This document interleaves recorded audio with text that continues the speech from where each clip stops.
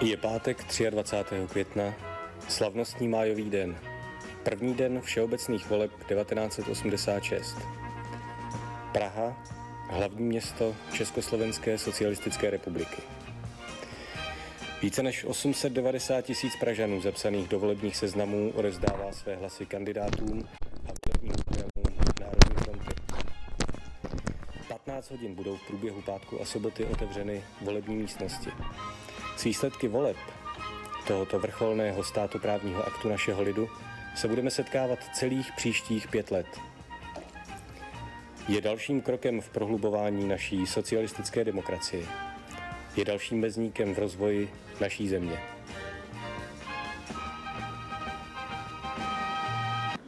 Jako reprezentant dost cestuji a mám možnost vidět svět, ale také porovnávat.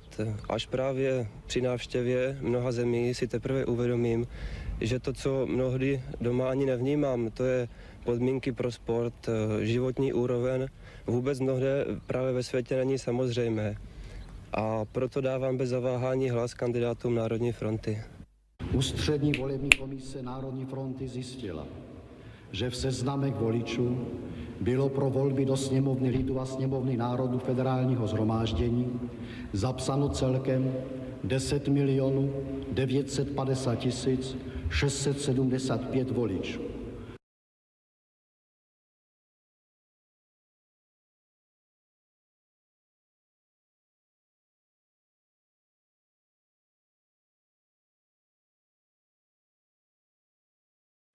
S počítačem do nového roku se jmenuje zajímavá akce, která dnes proběhla v Benešově u Prahy. Uspořádal ji zdejší okresní dům pionýrů a mládeže jako poslední akci vánočních prázdnin. Návštěvníkům se představili naše i zahraniční výrobky. Zaslouženou pozornost vzbudil mikropočítač Ondra. Kdo měl zájem, mohl si zkusit pohrát s programem, děti se bavily u počítačových her a vrcholem byla soutěž o nejvtipnější elektronickou hračku.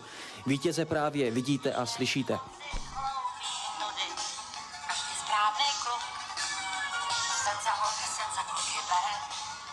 Těžko vymyslet něco zajímavějšího, jak mládež přitáhnout k elektronice, než akci, kde se vhodně doplňuje zábava s výukou a legrace i vážnost.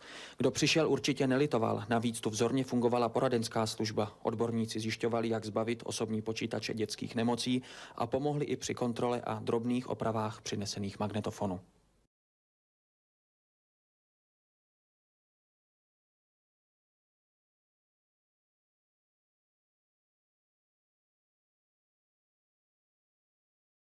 Praha dnes v podvečer. Jedeme se podívat, jak obyvatelé hlavního města využívají své volno ke sportu. Brzy po výjezdu z Kavčích hor zjišťujeme, že pěkné počasí vylákalo především cyklisty, malé i ty velké. A tady mě napadá, co vlastně nám cyklistům Praha nabízí. Většinou jsou to sídliště bez hřišť, lesoparky, kde se jezdit nesmí, anebo alespoň nemělo. Zbývají nám tedy chodníky plné chodců, anebo silnice plné aut. Ovšem, teď od června ještě jedna možnost a tam se teď pojďme podívat.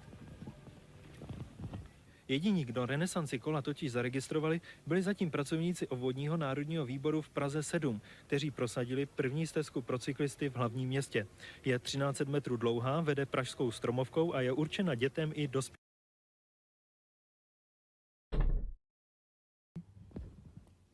No, jsem rád, že mám možnost jet do Nikaraguy.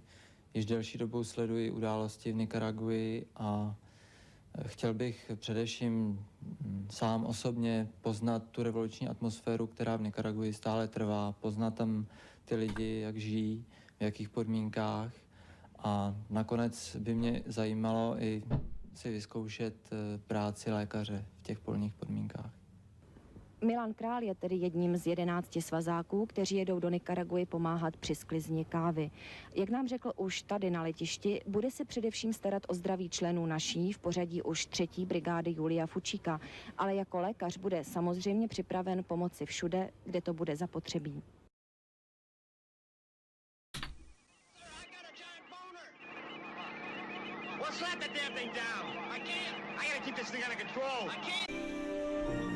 Indeed, is there such thing as insanity among penguins? Well, I've never seen a penguin bashing its head against a rock. They do get disoriented. They end up in places they shouldn't be, long way from the ocean. These penguins are all heading to the open water to the right. But one of them caught our eye, the one in the center. He would neither go towards the feeding grounds at the edge of the ice, nor return to the colony. Shortly afterwards, we saw him heading straight towards the mountains, some 70 kilometers away. Dr. Ainley explained that even if he caught him and brought him back to the colony, he would immediately head right back for the mountains. But why?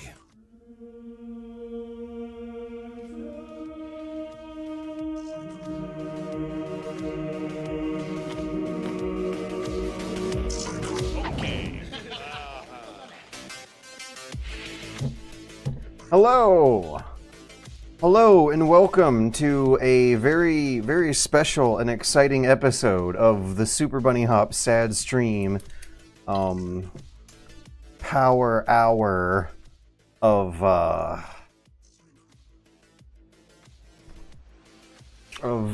shower, because it is raining right now out here in Atlanta. I am kind of sort of leveraging tonight's improvisational variety just chatting stream into something kind of like a poverty stream.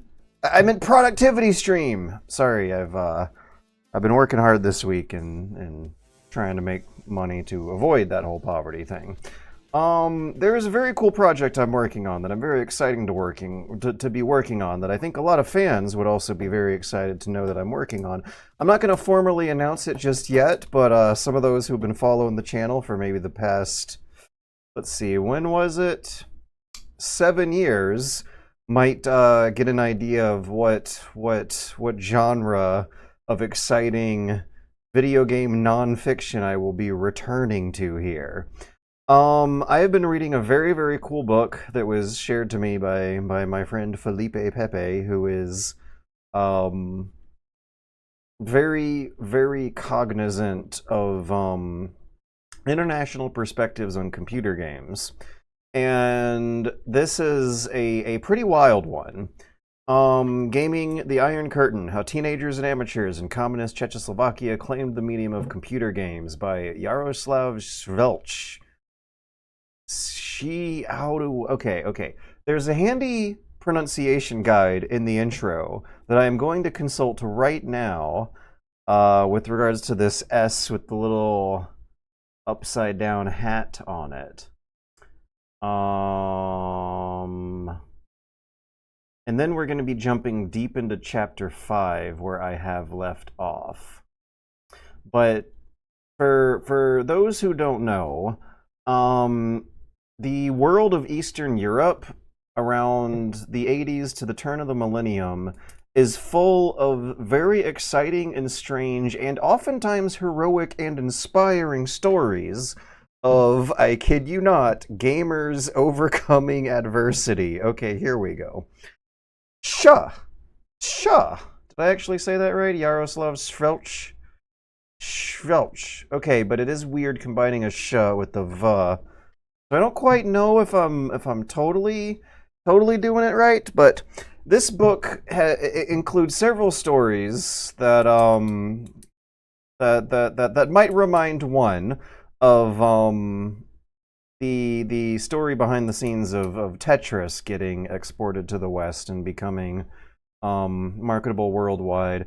Stories that might be familiar to those who have read up on the history of CD Projekt Red and how they started game development from funds of a legitimate CD reseller market that they started from funds of being an illegitimate pirate gray market reseller before then. This book is going to be covering the 80s. I don't know if CD-ROM technology is gonna come up. This is going back to the era of things like the ZX Spectrum, where basic programming language is needed. There's a very, very interesting spin on the hardcore versus casual gatekeeping gaming dynamics here, where some communist ideology intersects with the gatekeeping argument in the context where no one really believed in communism anymore, and the whole system was falling apart before everyone's eyes in a way that was funny. Here in this picture that I just scrolled to, this is a homemade joystick peripheral that they would plug into a like copycat ZX Spectrum that they would manufacture with scraps of construction materials in a domestic market that was facing big material shortages. This knob on the top, that is not what you have ever seen in a usual joystick in an arcade or on a home peripheral. I think what we're seeing here is a forklift gear shaft being repurposed into a joystick for computer gaming. And you can also see the creases on the case here, where the cut doesn't quite look manufactured from an assembly line that pushed out millions of those. This was made in someone's garage by themselves, who had the knowledge of what was going on in the West and the desire to participate in a piece of world culture that was going on, but lacked the market and to a certain extent the materials, and under those conditions developed a remarkable sense of ingenuity and perseverance. This is a replacement keyboard that was also made in someone's garage for a ZX Spectrum. There it is. But I mentioned earlier that some hardcore gatekeeping, hardcore versus casual debates would pop up in this context. This was going on in the era where in order to play games on a computer, you actually usually had to code them beforehand yourself. And so the debate was whether or not installing software on your computer from a disk that someone else gave you meant that you weren't like living out your full potential as a creative comrade of the community. The whole idea of computer gaming was introduced into this system only very cautiously, in opposition from officials who were kind of sort of opposed to the idea.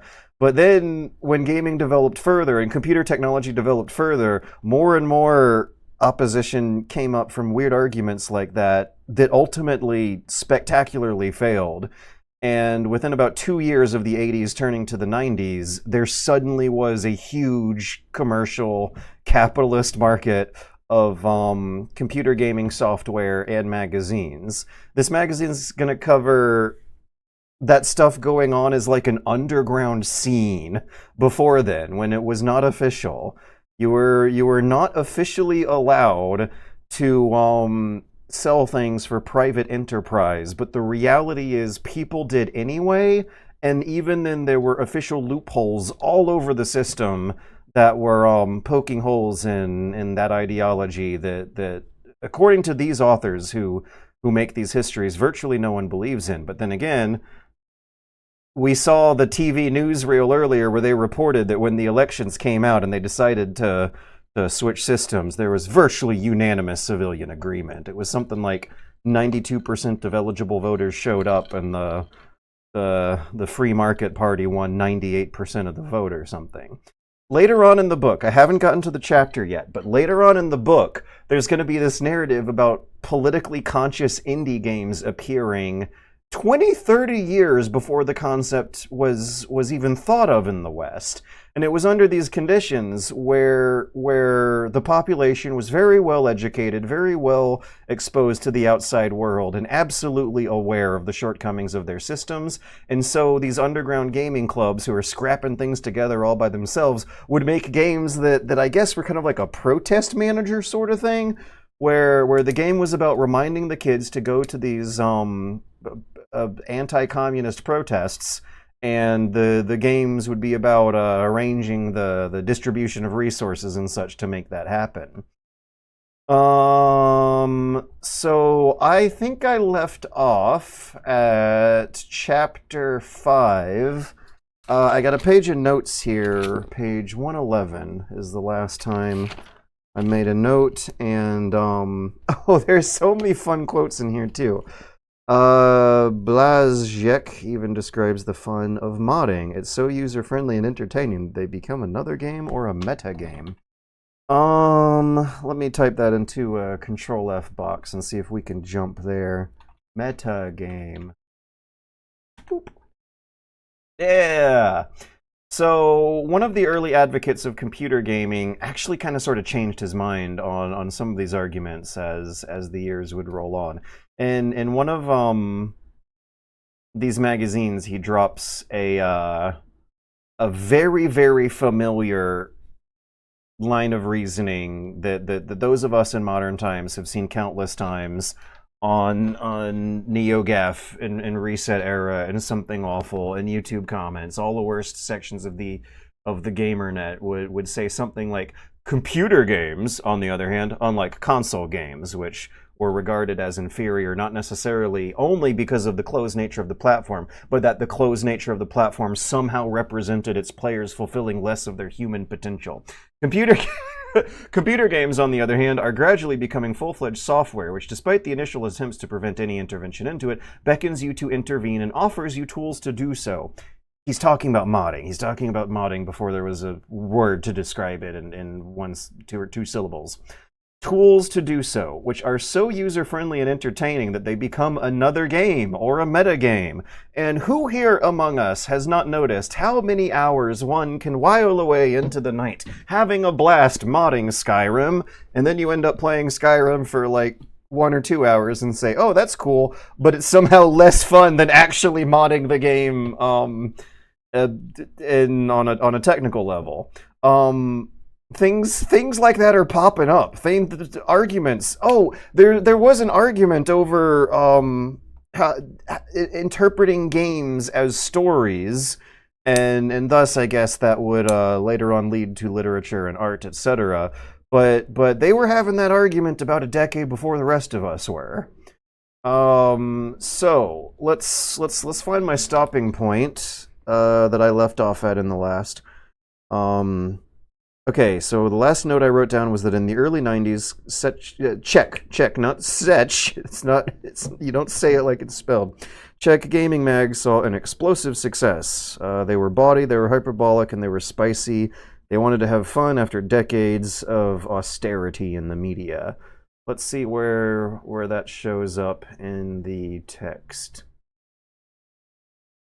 Oh, I remember the word orgy. Org. Here we go. Yeah, it looks like I was just at the beginning of Chapter 5 and the end of Chapter 4, actually. Yeah, so Chapter 4 covers some unofficial, kind of gray market, sometimes black market video game zines. They weren't real magazines, they were fanzines. And they, since they were kind of sort of playing at a countercultural element, they would be a little spicy and edgy. But then when the market system changed and the political system changed, and people could be edgy and enjoy the luxurious freedoms of expression in a commercial press that they would make money with, they took that they dialed it up to 11. After their voices had been ignored for such a long time, Czechoslovak players let themselves be heard during the explosive success of domestic gaming magazines in the early 1990s. Although some magazines continued in the hybrid gamer hobbyist discourse, it was the purely gaming-oriented ones that were the most successful. The discourse was often the exact opposite of the measured and rational critiques of the gaming craze. Measured and rational critique of the gaming craze is what I was mentioning with this debate over, like, computer games being closer to the communist ideal of fulfilling your creative potential as a human versus console games where you're just following instructions given by the man. And I do have to mention that maybe 4 or 5 years before that debate, the same exact debate was criticizing computer games as a whole, themselves. Anyways, the discourse of the commercial gaming magazines in the 90s was often the exact opposite of the measured and rational critiques of the magazines of the communist gaming craze in the 80s.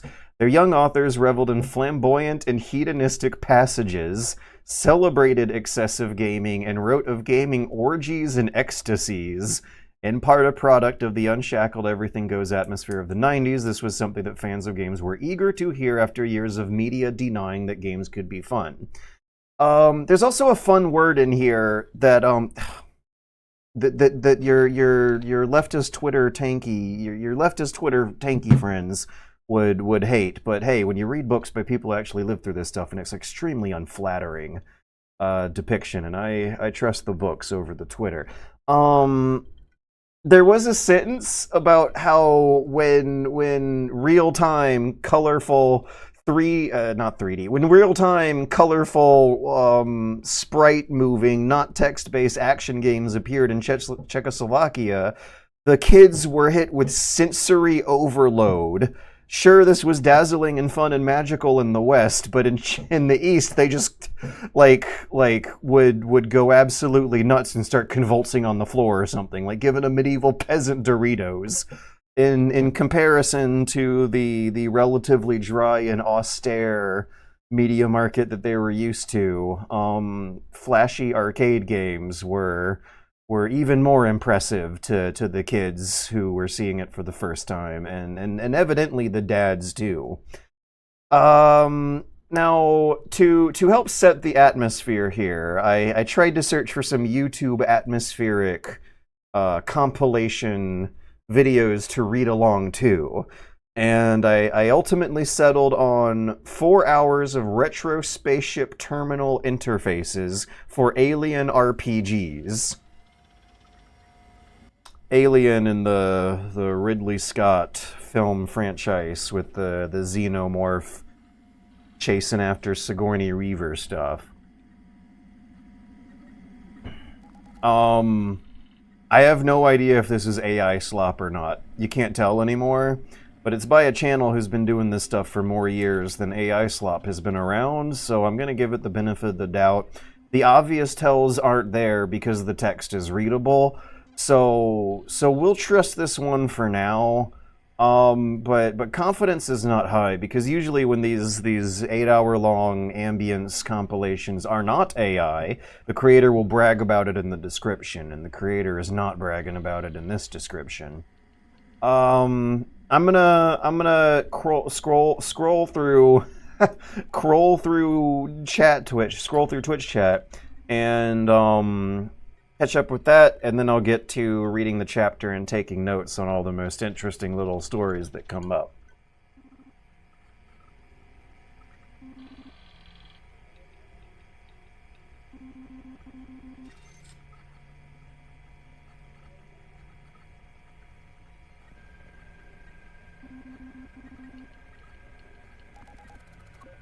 Dr. Keo Marv coded. Dobry večer, tovarichi. Hey, fat sacks. I wonder what that is. I know tovarich, that's the comrade, but I don't know what Dobry večer is supposed to be. Reminds me of the Pakistani Tekken fighting game community players. A stick made out of scrap part. It's historical materialism, literally. Fat sacks. George, oh, by chance, did you get a chance to watch that movie I reckon? Maybe! I watched Mimino, and I watched Tetris the movie, and I couldn't remember who was recommending Mimino, and I think I just watched Tetris the movie on my own recommendation to get in the vibes for going down this topic again. But Fat Sacks, were you the one who recommended Mimino? Yes! I watched it last night, actually, and the friend I watched it with made the very interesting point that it kind of looks like if Borat was on a very a much more respectable and responsible comedy adventure. It's like Borat, the character, played straight. A funny Eastern European guy with the big bushy mustache who is a admirable, scrappy hero instead of someone you're laughing at. But it's still like hit the same notes. He has a schlubby, overweight sidekick roommate who they get in fights with. At one point, they go on a road trip and their van gets stolen. They do silly cultural dances in these modern Western-style hotel rooms where the like weird cultural quirks of their isolated rural farming village is contrasting against urban life I would not be surprised.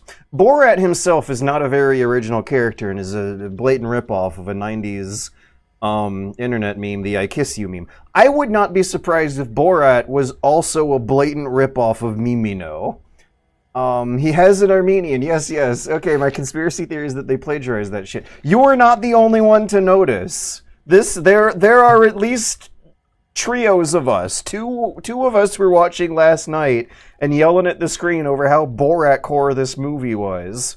It was fun though. The Mosfilm copy we saw on YouTube though had some pretty crappy subtitles.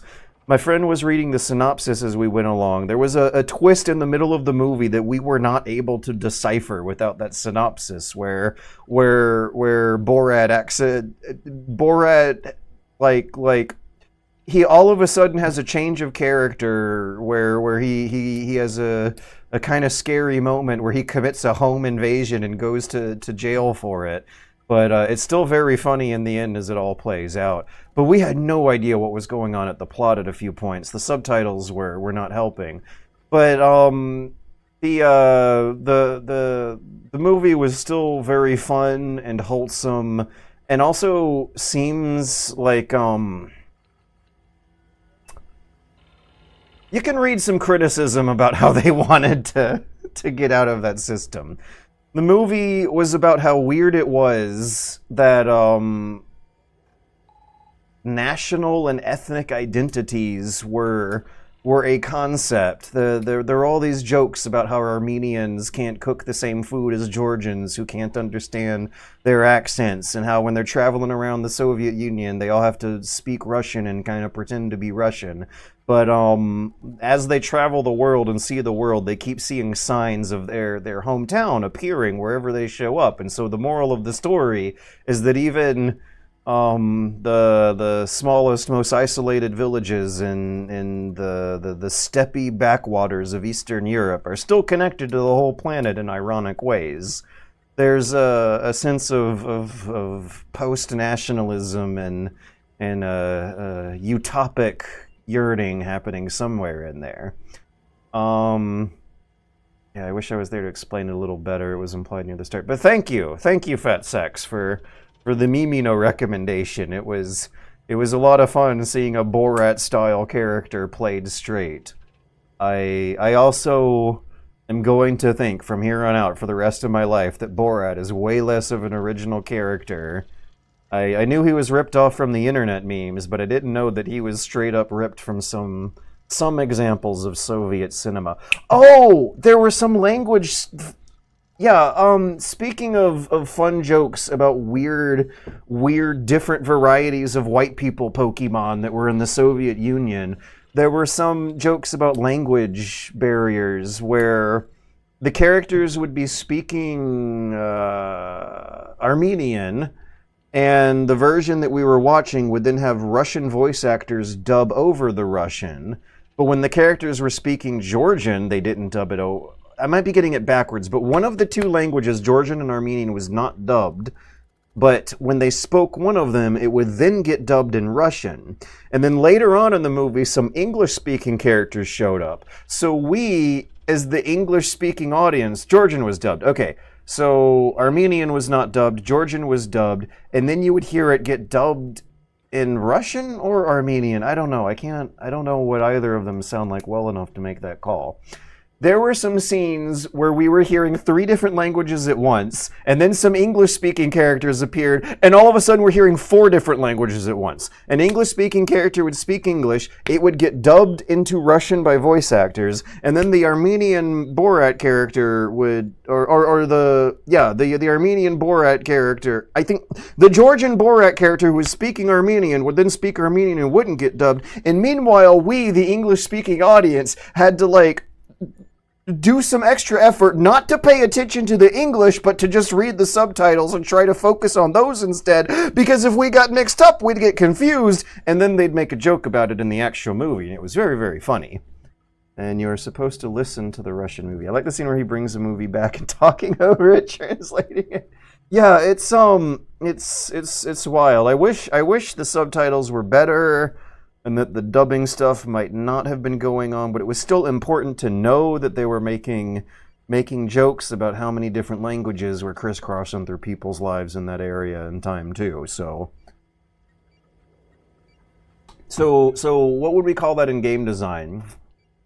We'd call it friction, but is it good friction or is it sticky friction or moist friction? I don't know how many different varieties of friction there are. The webcam is blowing me out. I am looking like one of the palest variety of white people Pokemon here. How can I bring down the exposure on this thing? Oh boy. OBS is not giving me the Logitech webcam software screen I'm looking for. Boo boop boop boo doop boo. Oh, it's because the picture-in-picture Firefox window was covering it up. Okay, there we go. So I'm going to scroll this here and bring... Ah! No! There we go. Okay, so we want exposure to be there. And... still... okay, maybe we want exposure to be here. And then bring up the bright... there we go, there we go. Alright, we're almost ready to read a book here. Takes so much. Just so much preparation. Okay, anything else? I was born in Georgia, and as a kid my dad went to the United States on a business trip and brought us back an NES, and it blew my mind. Contra would kill a Czech youth! And for those who don't know, who might need a reminder, Czechoslovakia is a country that does not exist anymore. I think there's a very funny Simpsons joke about it, actually. Simpsons, Homer, car, country, doesn't exist. Crazy Václav's place of automobiles. To help us get in the mood, let's have a very intelligent and culturally respectful Simpsons joke. Put us in here. Oh, Jesus Christ, I have so many windows across my screen. Most streamers have multiple monitors. I definitely do.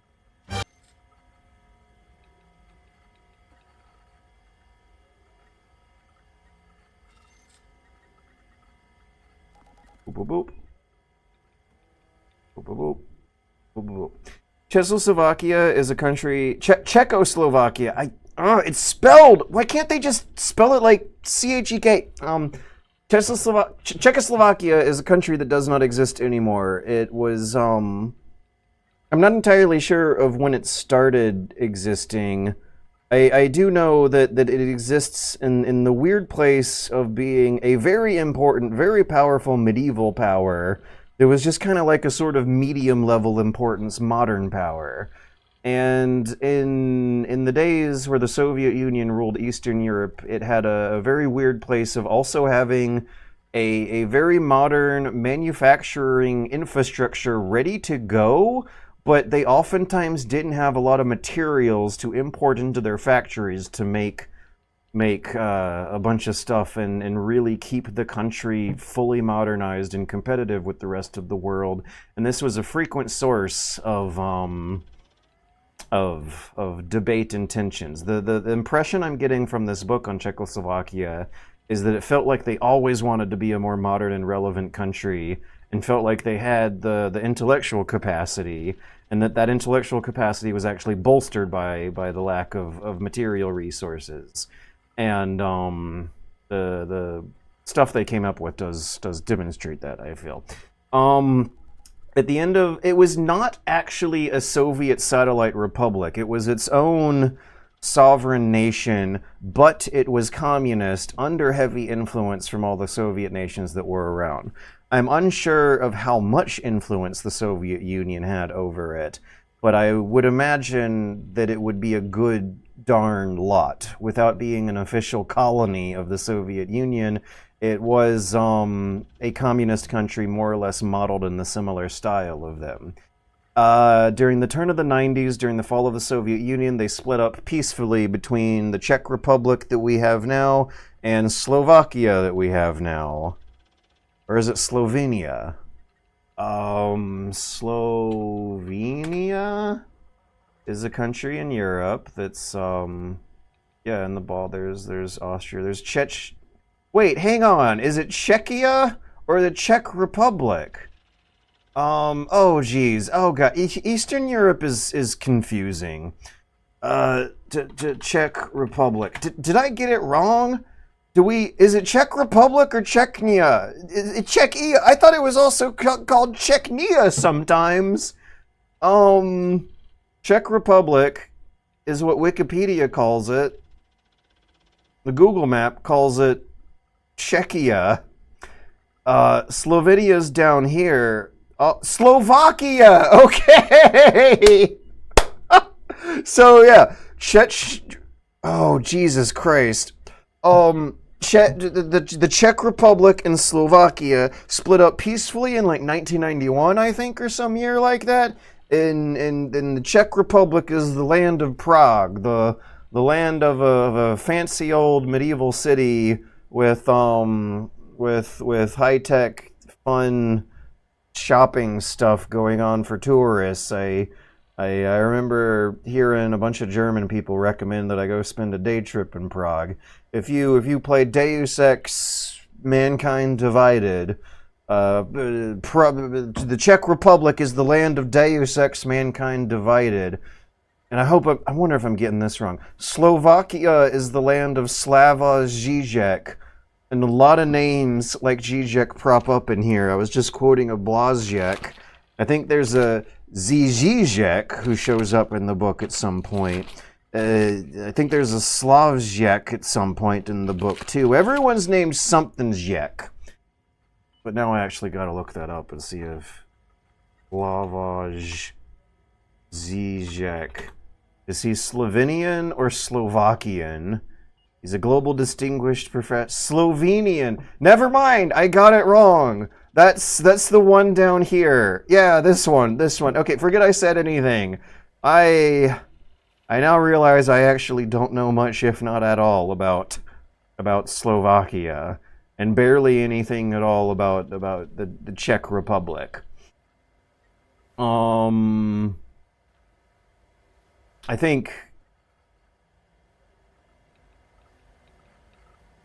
this is all a very, very tragic story about how fucked up World War II made Europe. Because when you read the histories of like medieval times and Napoleon times, these are terrifyingly powerful countries in those contexts. Anyways, we were gonna watch a Simpsons joke and then get going.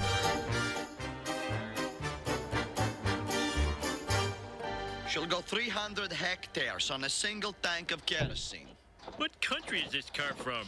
It no longer exists, but take her for a test drive, and you'll agree. Zagreb ebnem zloty gdiev.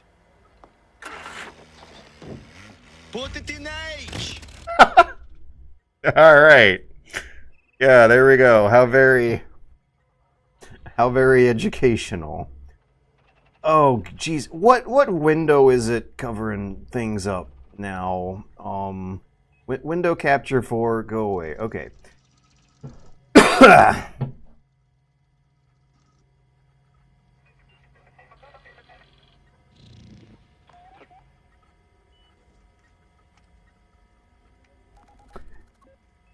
It's Czechia now. Slovakia is the one that was part of Czechoslovakia.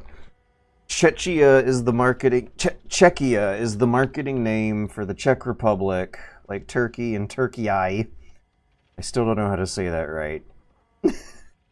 Slovakia is in 007 First Light. It's one of the baddies.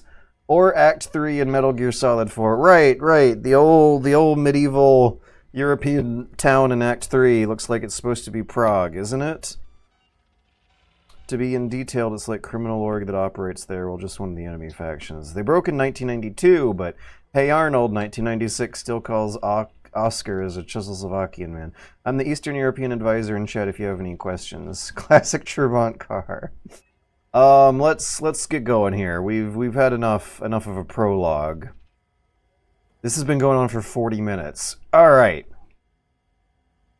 As far as we know, there are no programs for Spectrum-compatible machines available on the market. Before Christmas, copies of 4 games, probably sales items, for the ZH Spectrum were imported. They missed our Christmas season, however, because their prices had not been determined in time for Christmas. 1989.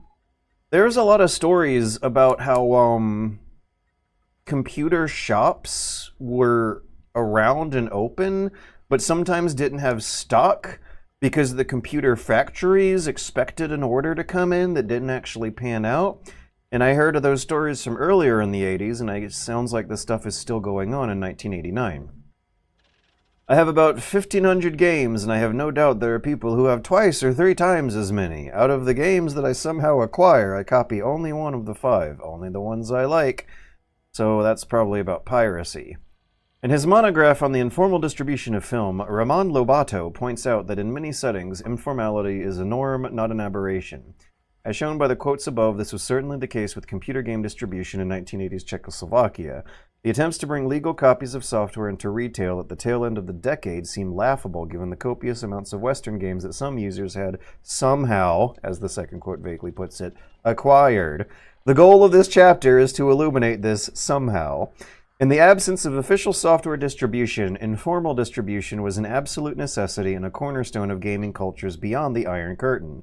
Massive numbers of players were actively involved in it, collecting games and disseminating them to their friends and acquaintances. Distribution was at the heart of players' experiences. No social history of games in Czechoslovakia would be complete without a thorough analysis of informal distribution. Rather than dwelling on its economic and legal implications, I will focus on its infrastructures and mobilities, drawing inspiration from scholars of film distribution such as Lobato and Brian Larkin, as well as John Urie's Sociology of Mobilities. First, I will map out distribution networks. According to Lobato, informal distribution networks are decentralized and user-driven, largely underground but extensive and efficient. What's that note? Oh, I guess it's in the index in the back of the book. Ebooks are never good at that. I wish it was easier to flip to the back and see what this little citation means. Compared with official networks, informal ones allow text to move through space and time with a lower level of interference from copyright law, taxes, tariffs, and state censorship. They can cross borders even when the official ones are confined to national spaces. I am going to put on the nightlight to reduce my eye strain. Let me know if the whites on the screen are turning beige for you guys like they are for me. They can cross borders even when the official ones are confined to national spaces, although they are still shaped by the limitations imposed by regional geopolitics on the movement of people and goods. It was, for instance, difficult for a Czechoslovakian computer user to reach out to a British one, but relatively easier for that same user to connect to a Polish person on the same side of the Iron Curtain. Significantly, software distribution networks are also platform-dependent. Major 8-bit platforms such as the Sinclair ZX, Commodore 64, and 8-bit Atari were incompatible with each other, and their respective networks are therefore largely separate. An Atari owner had little incentive to connect to the Commodore network. I'll view these networks not as fixed infrastructures, but as sets of associations perpetually in the making, lacking the relative stability of regulated official infrastructures. That sounds like the console game market for most of the time until maybe the past decade. An Atari owner had little incentive, right.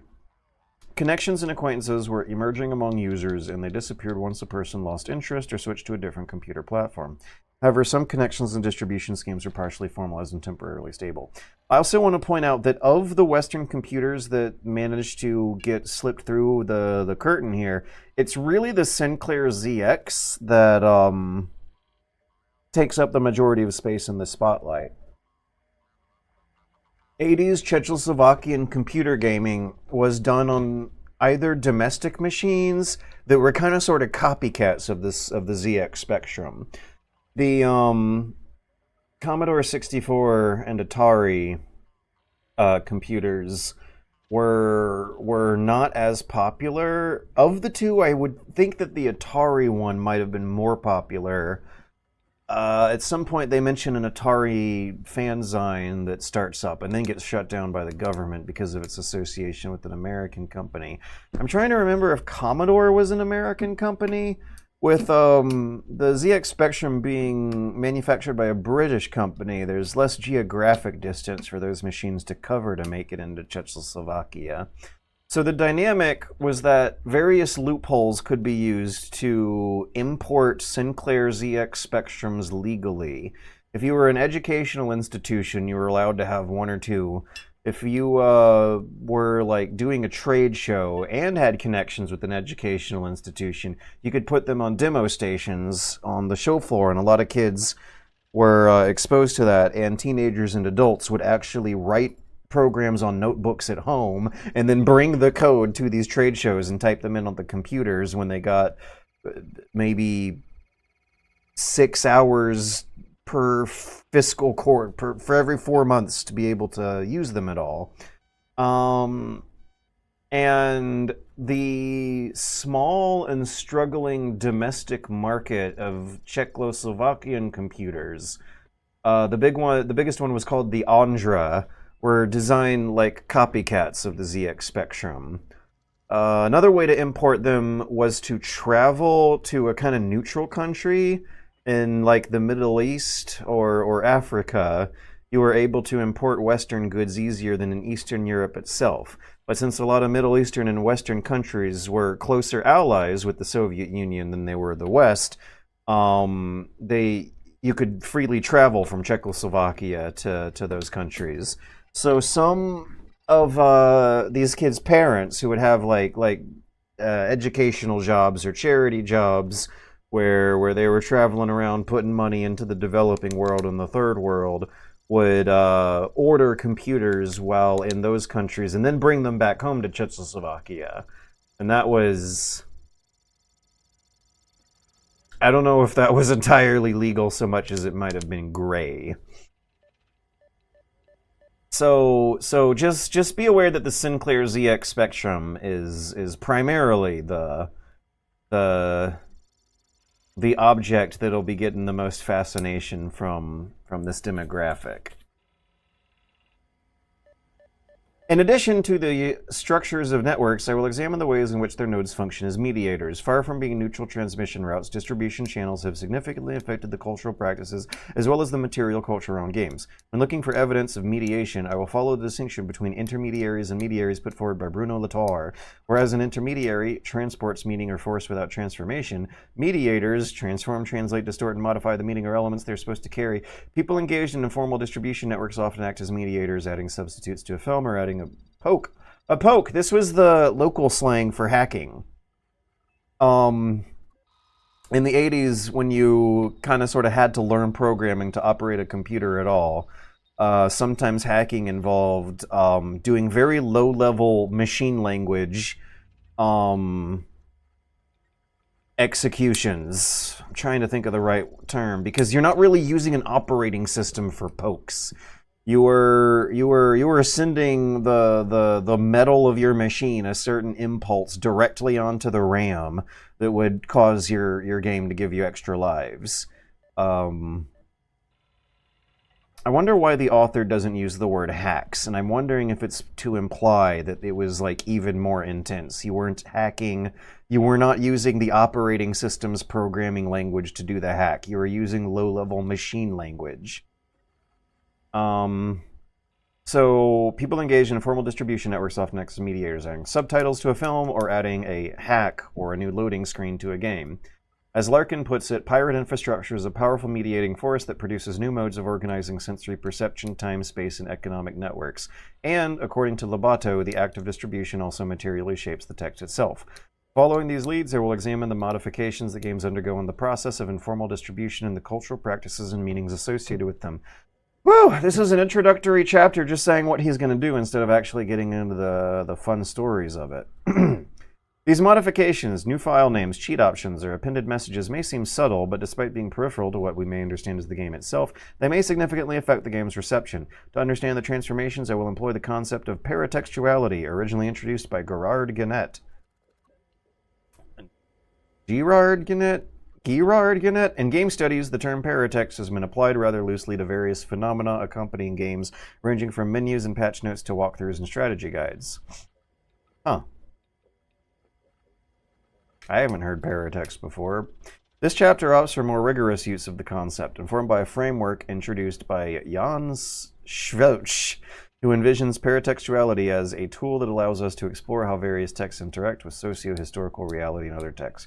In his view, paratextual elements are situated on the periphery of a game and serve as indexal pointers to its socio-historical context. Paratextuality is a relational feature, and it does not presuppose any clear boundary between the center and the periphery. File names, loading screens, credits, and high score tables can all be considered paratextual. While being passed along the informal distribution network, games lose or accrue paratextual information. This can be read as a record of the modifications made on the path between the original producer and the player. To explain the workings of informal distribution into and within Czechoslovakia, I will follow the story of one particular title, the 1987 British action game Exelon for the Sinclair CX Spectrum. Published at the peak of the Spectrum era, it was a typical hit game of the time, popular enough to spread behind the Iron Curtain in several different versions and along various distribution routes. Exelon for the Sinclair ZX Spectrum. Guess what we can do since we are on a computer screen right now?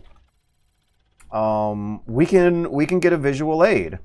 Exelon for the Sinclair ZX Spectrum. Exelon ZX Spectrum. Someone has definitely YouTube searched for this before. Oh, this is sensory overload. If the game was in like black and white and text-based, it wouldn't cause the Czechoslovakian kids sensory overload. But if the game was in color and had moving sprites, it was like feeding the medieval peasants Doritos. Yeah, Exelon for the Sinclair ZX Spectrum. Published at the peak of the Spectrum era, it was a typical hit game at the time, popular enough to spread beyond the Iron Curtain in several different versions and along various distribution routes. Based on paratextual indices and archival research, much of the chapter will attempt to reconstruct his journey into this country, and more specifically into the collection of my informant, Jan Lonsky. Although it is impossible to pinpoint the exact paths of individual copies of games, I will present several possible scenarios. The last section will focus on arcades rather than computer games, outlining the shadow economy of arcade machines distributed in the country. Please be reminded of the technological and material features of the informal networks we will be studying. In 1980s Czechoslovakia, the vast majority of software circulated on cassette tapes, the default storage mediums of most 8-bit machines. The tape's major advantages were versatility, availability, and low price. Software was stored on a tape as a sequence of impulses making up individual bits and bytes, usually distinguishing zeros from ones by lower or higher frequency. Why does he have to say all that? I don't think I would care as much if I was reading it silently, come to think of it. It's just me complaining about how I am using the energy of my animal creature body to noises with my mouth that I would not be making if I was reading it silently. Listening to a data cassette by ear would therefore reveal a series of bleeps and grating noises. It sounded like 56K modem stuff, right? The piece of software that produced the data stored on the cassette tape was usually called the loader. Default loader routines were stored in the machine's ROMs, but could be replaced by non-standard custom loaders that were potentially faster or more visually appealing, or that prevented further copying. Loading a game took several minutes, 4 to 5 on the Spectrum or the Commodore 64, and more on unmodified 8-bit Atari machines. The temporality of tape manipulation was a crucial aspect of the gaming experience. During loading, the user could be exposed to the loading screen image or other paratextual information. Loading and saving software was time-consuming, but the time could be used to engage in some other activity or perhaps talk with friends in the room. Yeah, they were living in the moment, not a smartphone in sight, and the loading screen to play one game was 5 minutes long. For all cassette-based platforms, there were two basic ways of making copies, analog and digital. Analog copies, a possibility specific to audio tape storage, were made by dubbing the sound wave from one cassette to another using a double tape setup. Recording the sound wave. So that means... Would that mean that they would play the 56K modem noises, like, up to a microphone? I thought that was gibberish. I thought you couldn't turn the actual sound of this stuff into code. I don't know, maybe I'm about to learn otherwise. Dubbing the sound wave from one cassette to another using a double tape setup. Although the process was fast and convenient, analog copies had a high incidence of errors, and their quality deteriorated with each dubbing. A second-generation dub, a dubbed copy of the original, was already likely to be unusable. Maybe I wasn't wrong. Digital copies were made by loading the software into the computer's memory and then writing it back to the tape, typically with the help of a dedicated copying utility. That's the method I'm more familiar with. I've read stories and played with some of the vintage hardware at the computer museum in Germany. And the idea of sticking those tapes in an audio player and recording the scratchy, awful noises that come out is not something I would have thought would worked. It sounds like it wasn't reliable, but might have worked in some cases. That's pretty wild to think about. I think I saw a digital tape copying setup at the Computerspielen Museum in Germany that they're talking about here. Digital copies were made by loading the software onto the computer's memory and then writing it back onto the tape.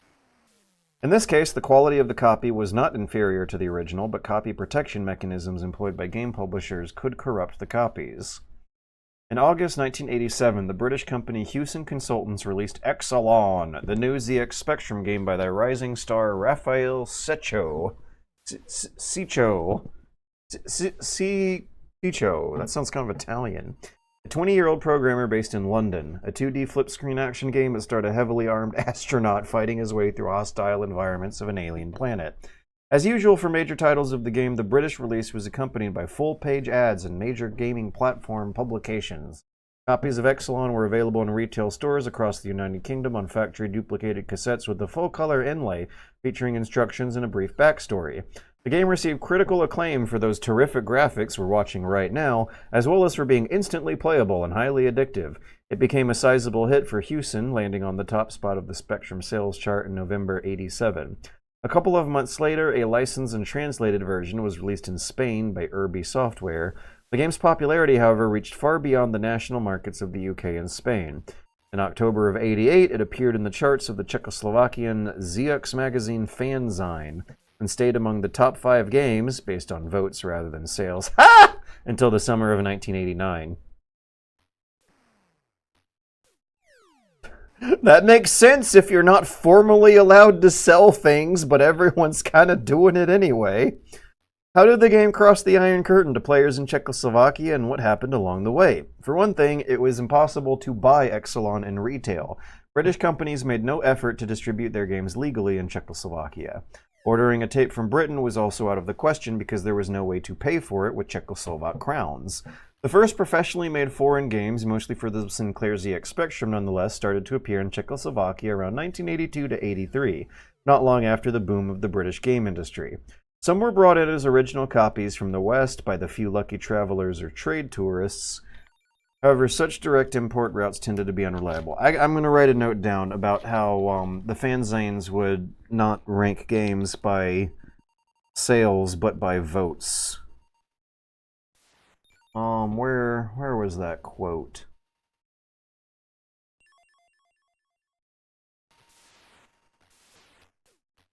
The ZX magazine fanzine. Also, I think we've seen what Exelon is, and it might be time to return to retro spaceship alien RPG ambiance background noise. So the ZX magazine fanzine would rank games by votes. Rather, would rank top 5 lists of games by votes rather than sales. Yeah, when I was growing up reading Extreme, Attitude Era, late 90s, video game magazines, and then around the turn of the millennium, they would include the sales charts of what the like top 10, top 15 game sales were. And it was always a good reality check because they were always Roller Coaster Tycoon was up there for a while. They would generally be less hardcore, violent, male-oriented stuff than what the magazines would spend most of the page counts promoting. But the concept of having users rank it by voting is something that was more popular on the internet later on, with user review scores being easily sortable on sites like Metacritic. I don't remember them including like a reader's favorites list next to these sales charts, but it was always considered very, very important what the top selling games were. Whatever the top favorite games were by more informal metrics would not have been taken as seriously.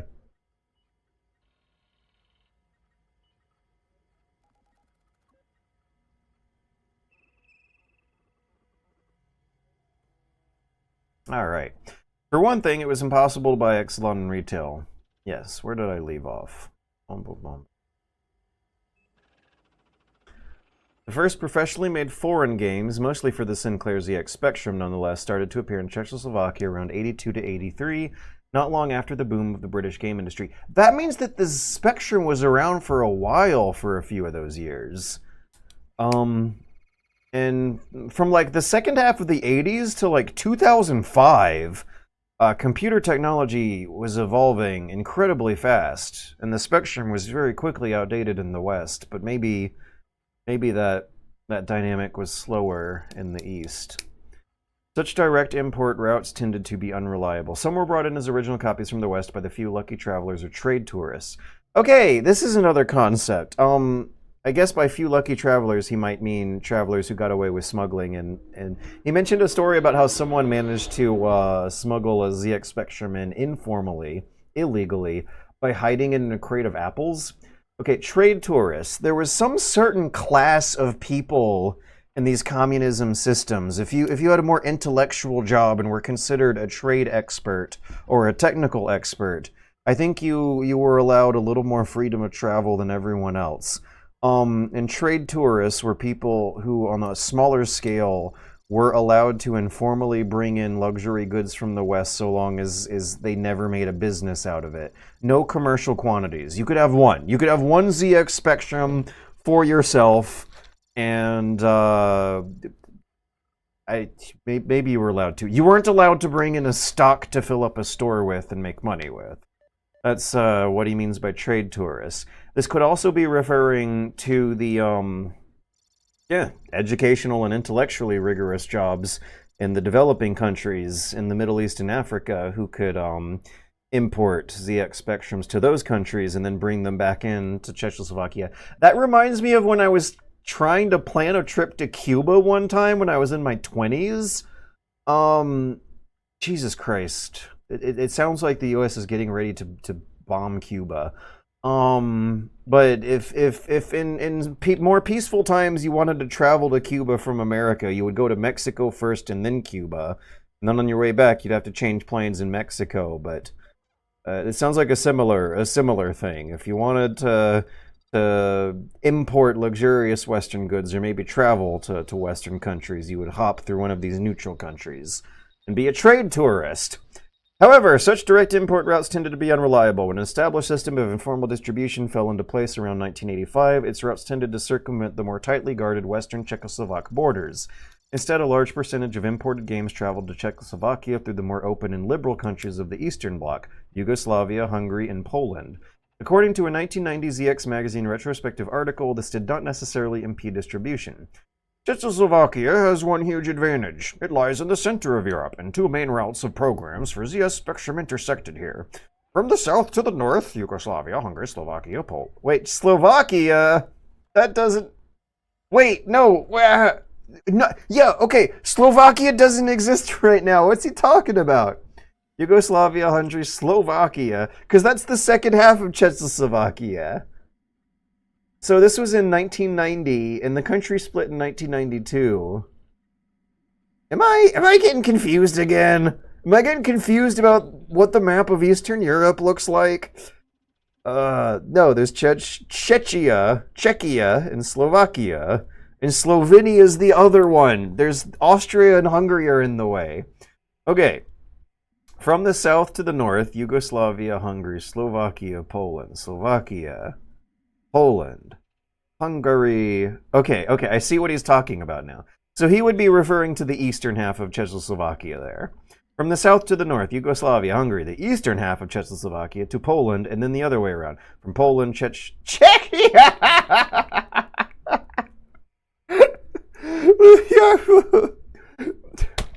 I'm so glad to be immersed in this world again. One of the fun things about getting into GDR history when I was doing the Eastern Germany video was how, like, even at the time, the people who lived in these countries didn't really seem to take it that seriously.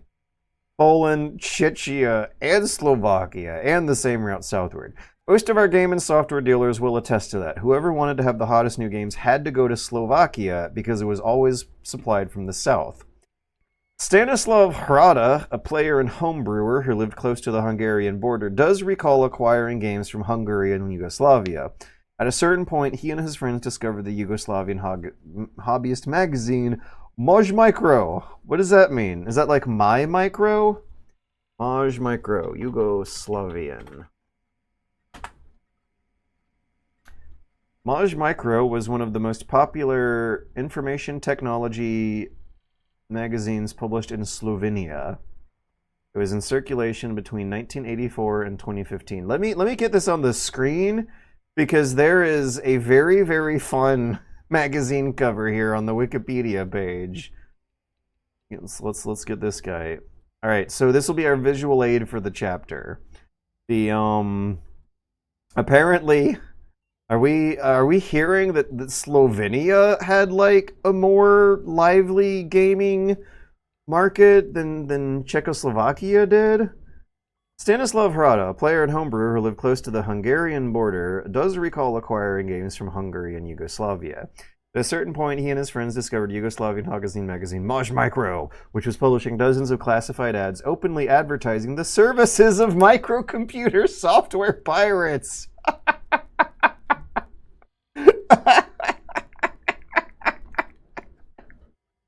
I cannot imagine flipping to the back of an official PlayStation magazine in 2002 and seeing a classifieds action, much less a classified section advertising software piracy services.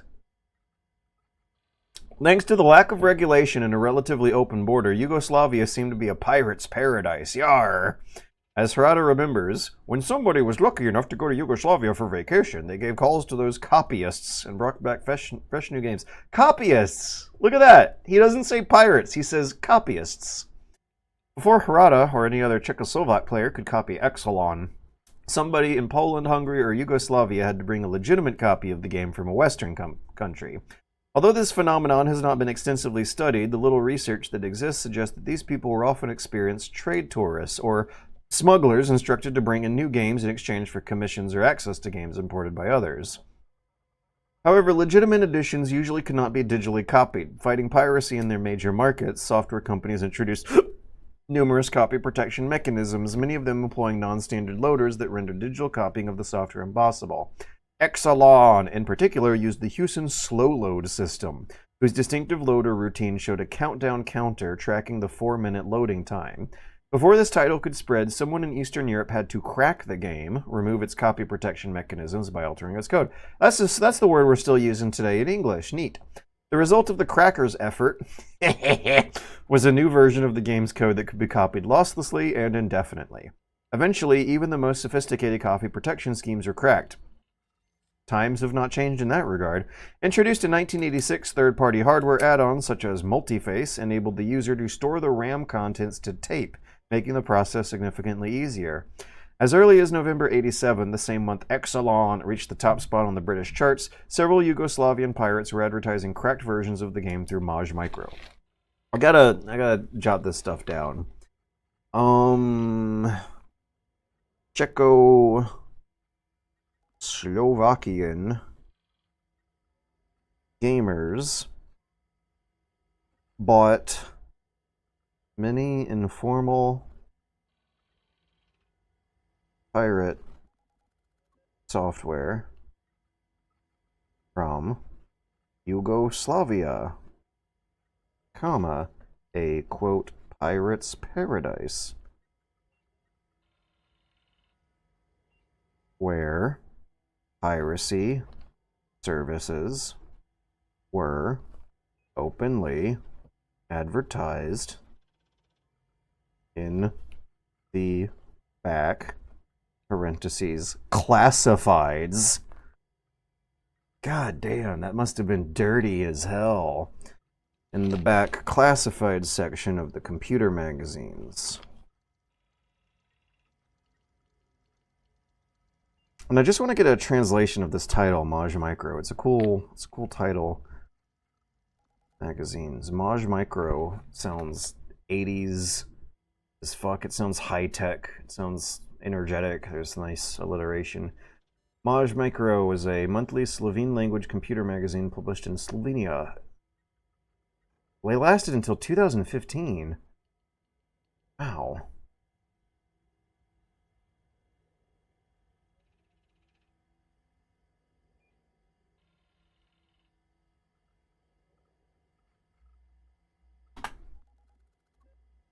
Oh, the Internet Archive has scams. Yo, check this out. Which one is this? 1984. Hey, that's a Spectrum on the right. And at the bottom they copy pasted. Oh, is that? Okay, they're slightly different on further. One of the two keyboard machines, because they put the computer hardware in the keyboard and you were supposed to hook it up to a TV. There's a ZX Spectrum on the right and left. Okay, let's see what this classifieds section looks like in the back.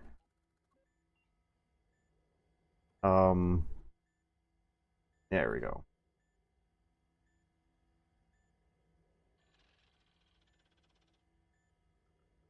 Oh, this is a collection of multiple issues. They got 12 pages of each issue, it looks like. Wait, no they don't. Oh my god. Okay. They have like 60 pages per issue, and I found an Internet Archive directory of 104 issues of this magazine. So, to see what the classified section looks like, let's flip to page 59. Hey, it's Dragon's Lair. Also, look at these... The existence of 3D graphics with polygons in 1984. This was not real time and would not be for another decade, but people had the imagery in their heads of what low poly 3D graphics would look like before they were actually playable in real time on video games. I wonder, yeah, this, in the upper right corner here, Mach 3, what am I looking at there? Because my modern eyeballs are deciphering an image that cannot possibly be something that was running on a 1984 computer hardware.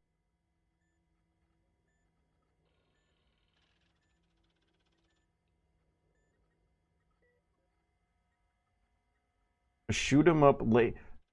Oh my god. A Laserdisc game? Is this an FMV style game from 1983? A game with full motion video coming from Laserdisc.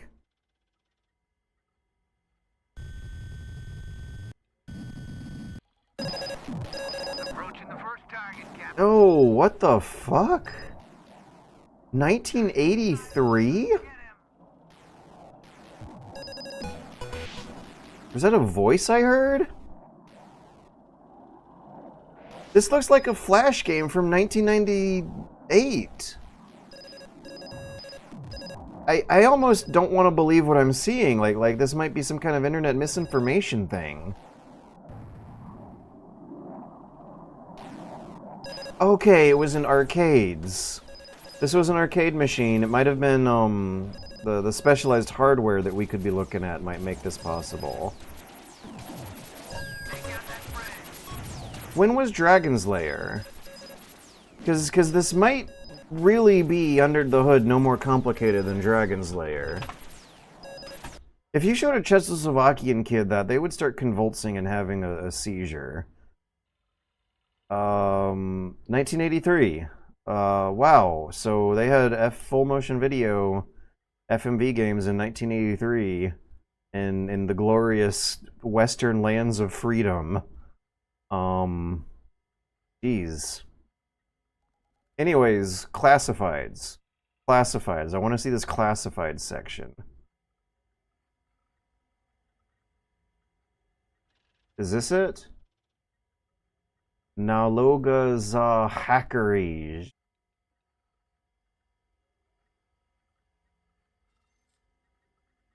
I think these are credits, actually.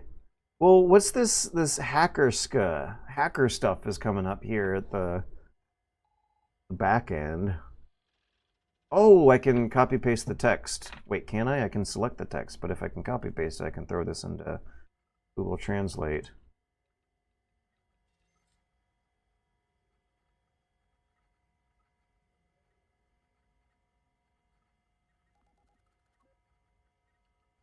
Reformat, edit, bro. Oh, really?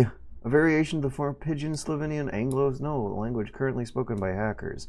The editorial staff of Telex and the social radio student editorial staff do not want to impose hacker slang. Okay, never mind. That's not actually classified ad for hacker services. What about this one?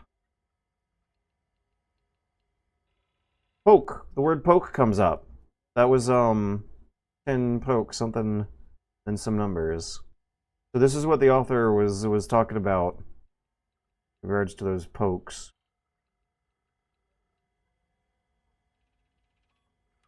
Write a program that will draw the most beautiful picture on the screen and write my micro on it. The program must be written in... Hey, I guessed it. It was my micro. Okay, so this is a contest. Maybe it takes a few issues for people to start buying up ad space at the back of the magazine. Let's flip a few issues ahead. Jesus Christ, I'm amazed at how much more complicated and high-tech some of these games were looking for 1983. This one's from 1985. I'm not seeing something that looks like a classified section. Does... I'm so curious. Advertising, correct version. Okay, window capture 4. So this I gotta like put a bookmark in my ebook here. Oop. And then I'm gonna flip to the bibliography or the notes. 20 correction, chapter 5, number 22. For citation.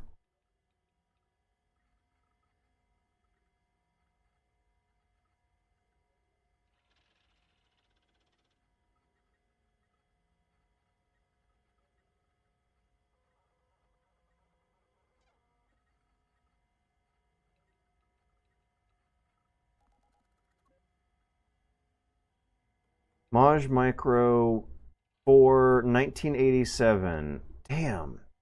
I love scholarship. 1987. Maj Micro for number 11. 87 number 11. Okay. It might be this one. November 1987. The number 11 comes up. It cost 1,000 dins.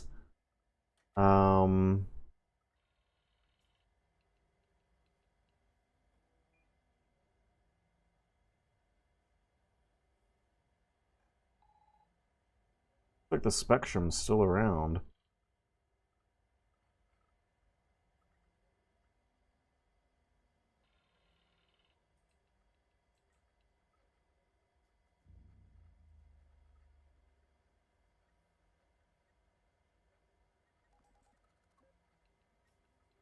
Okay, this might be it.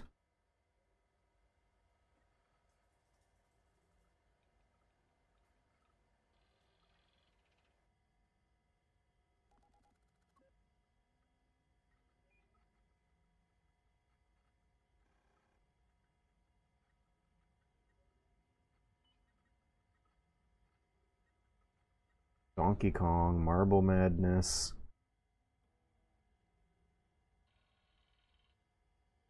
Weight Watchers.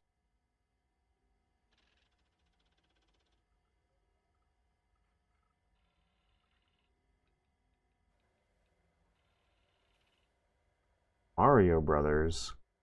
Commodore 64 hack is listed here.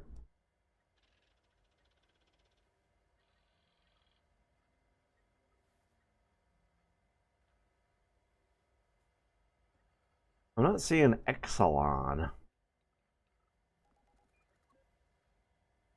But anyways, what's translation on upward here? Pomagatye Drugovi.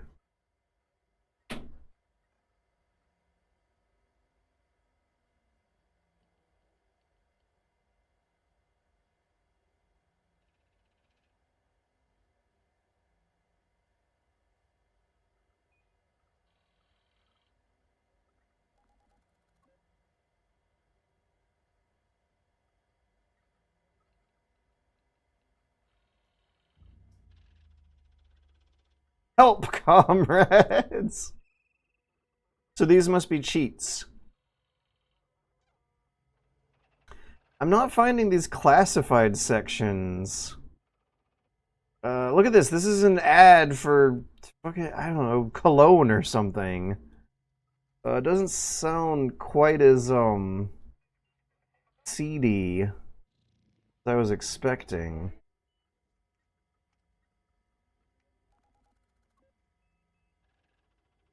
Maybe I skipped the classifieds? What's this one here? Ika na full stop something.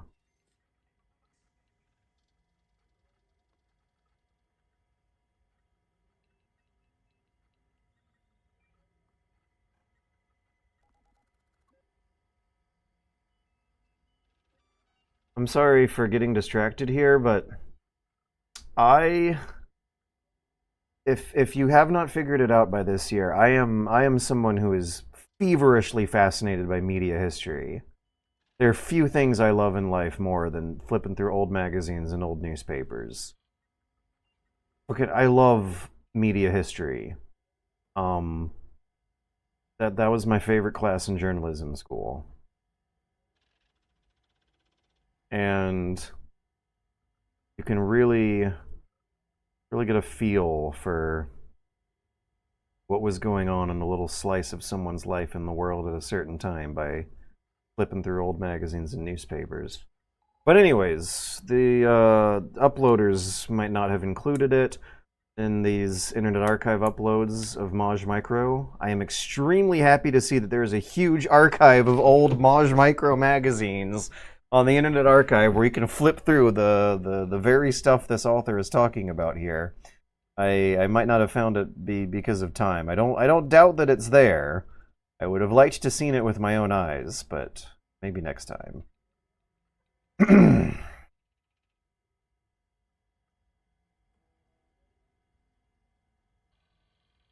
I want to get the guy, this guy. I want to get this guy back up on the screen. He's important.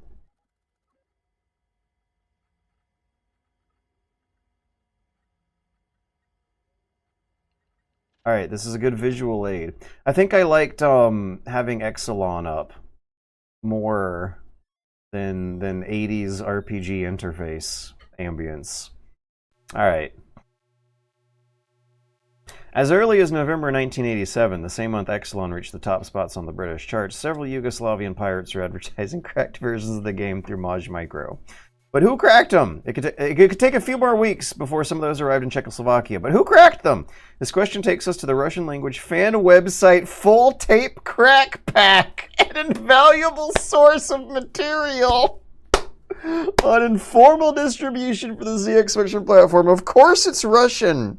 What is the deal? Why is Russia the like world's leading country in piracy? Russian internet heroes were apparently helping people find obscure and expensive media as far back as 1987. Who cracked them? This question takes us to the Russian language fan website Full Tape Crack Pack, an invaluable source of material on informal distribution for the ZX Spectrum platform. Unlike the much more popular World of Spectrum fan archive, which contains digital versions of the legitimate releases of the game, Full Tape Crack Pack collects the unauthorized ones. Great! We have an official history of unofficial media. The latter contains 17 different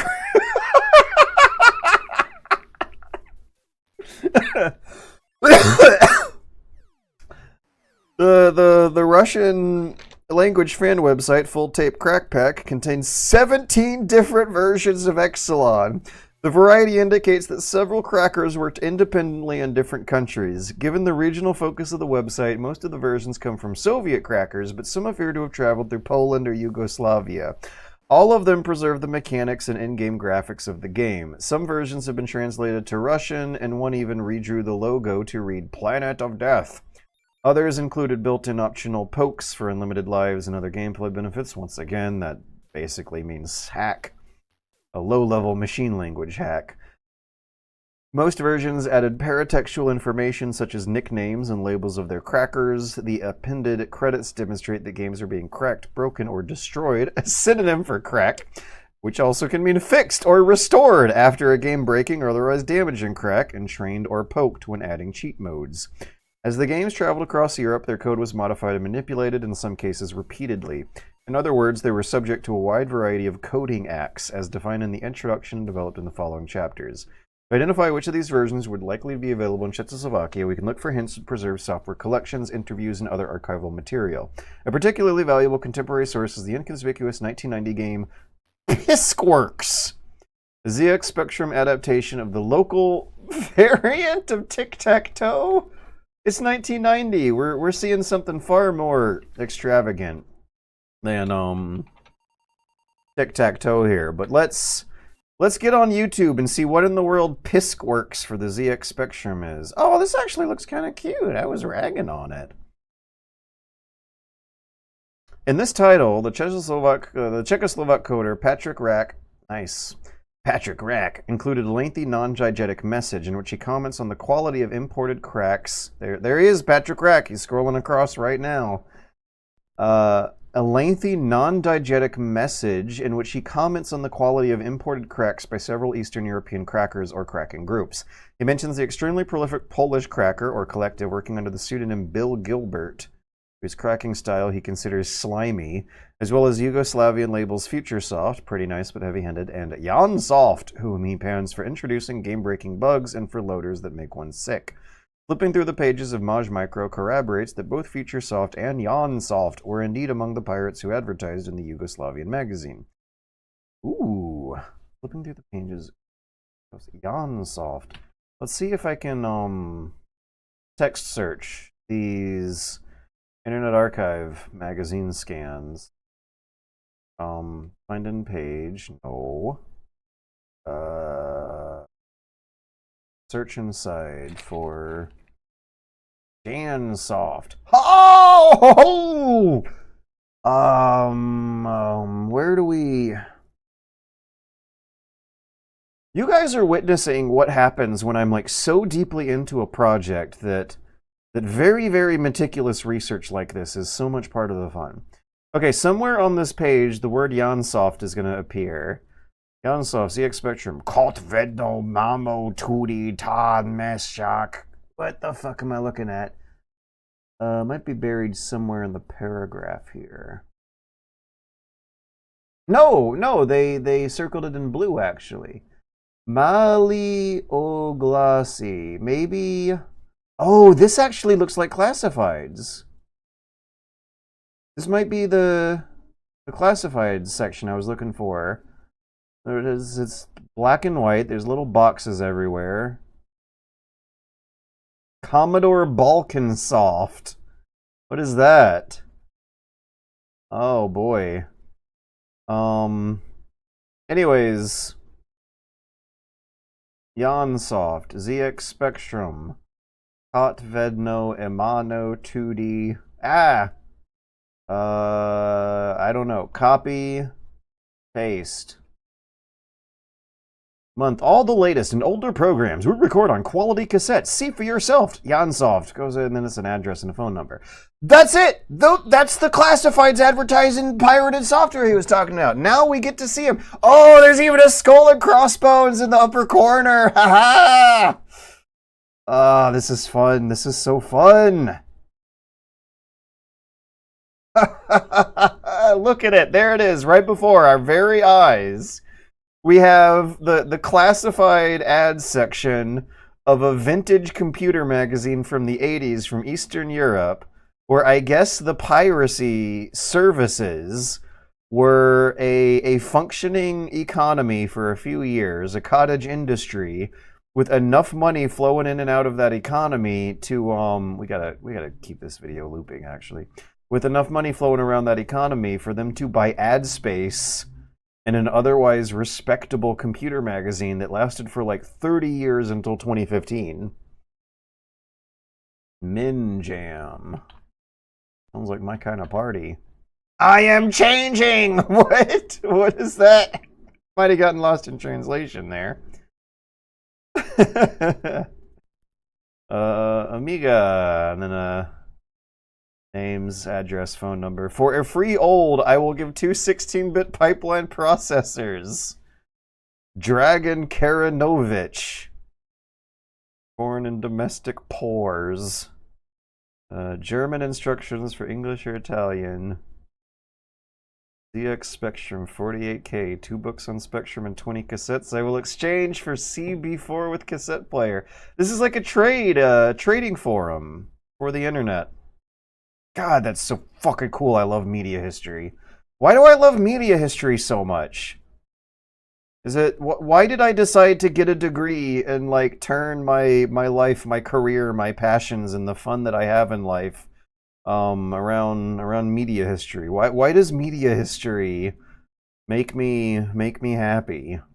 Anyways, flipping through the pages of Maj Micro, as we just did, does corroborate that both FutureSoft and Jansoft were indeed among the pirates who advertised in the Yugoslavian magazine.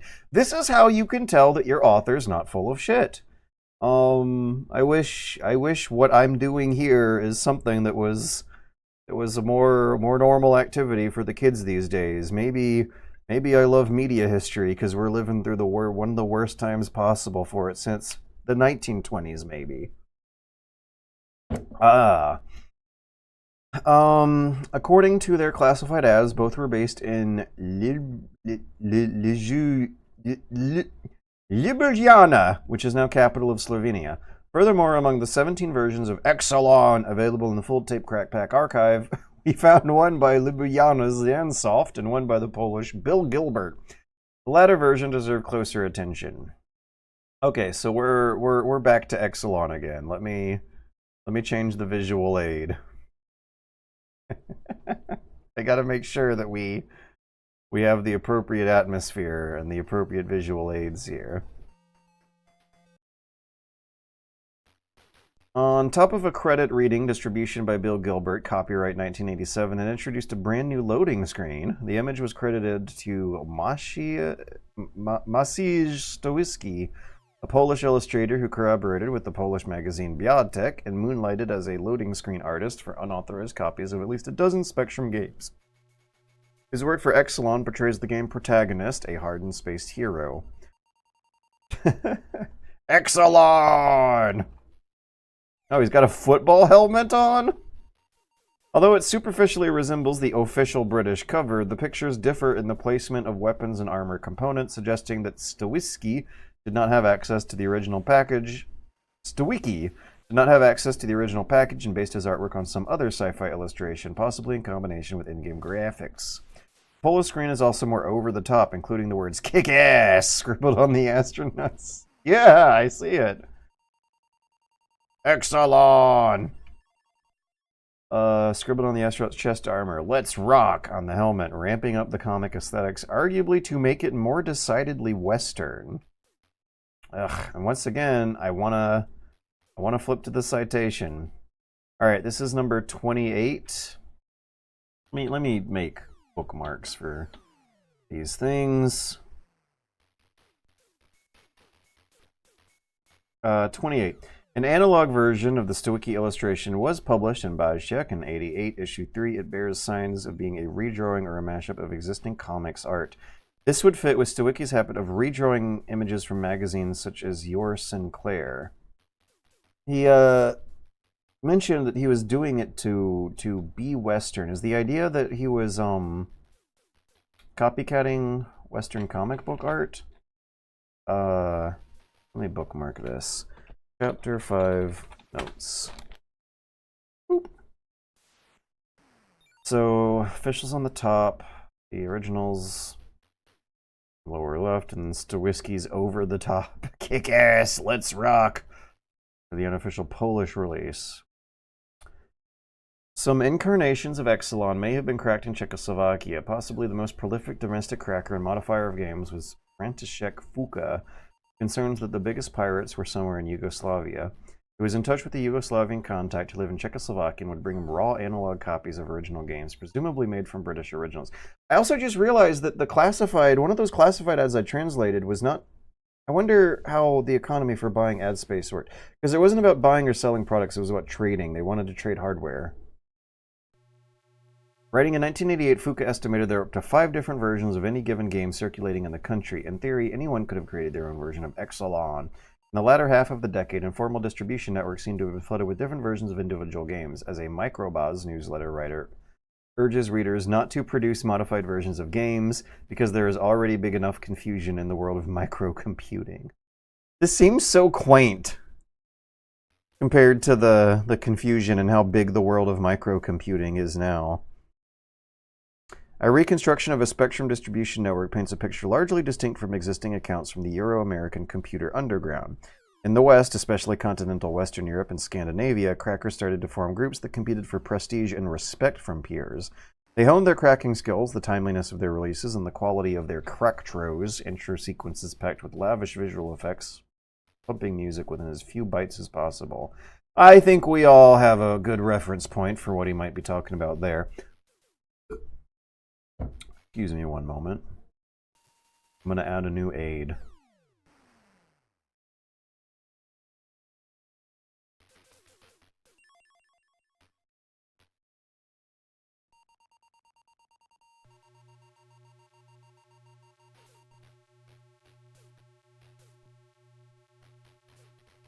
Never mind, I'm not going to add a new aid. I changed my mind. They formed a subculture that defined itself in opposition to the commercial game industry while remaining wholly dependent on that same industry for its supply of games to crack. Many of their activities were genuinely clandestine, and the shared thrill of illegality boosted their subcultural identity. In the late 1980s, the focus of this competitive creativity shifted from cracking to making demo sequences, and the cracker scene eventually evolved into the demo scene.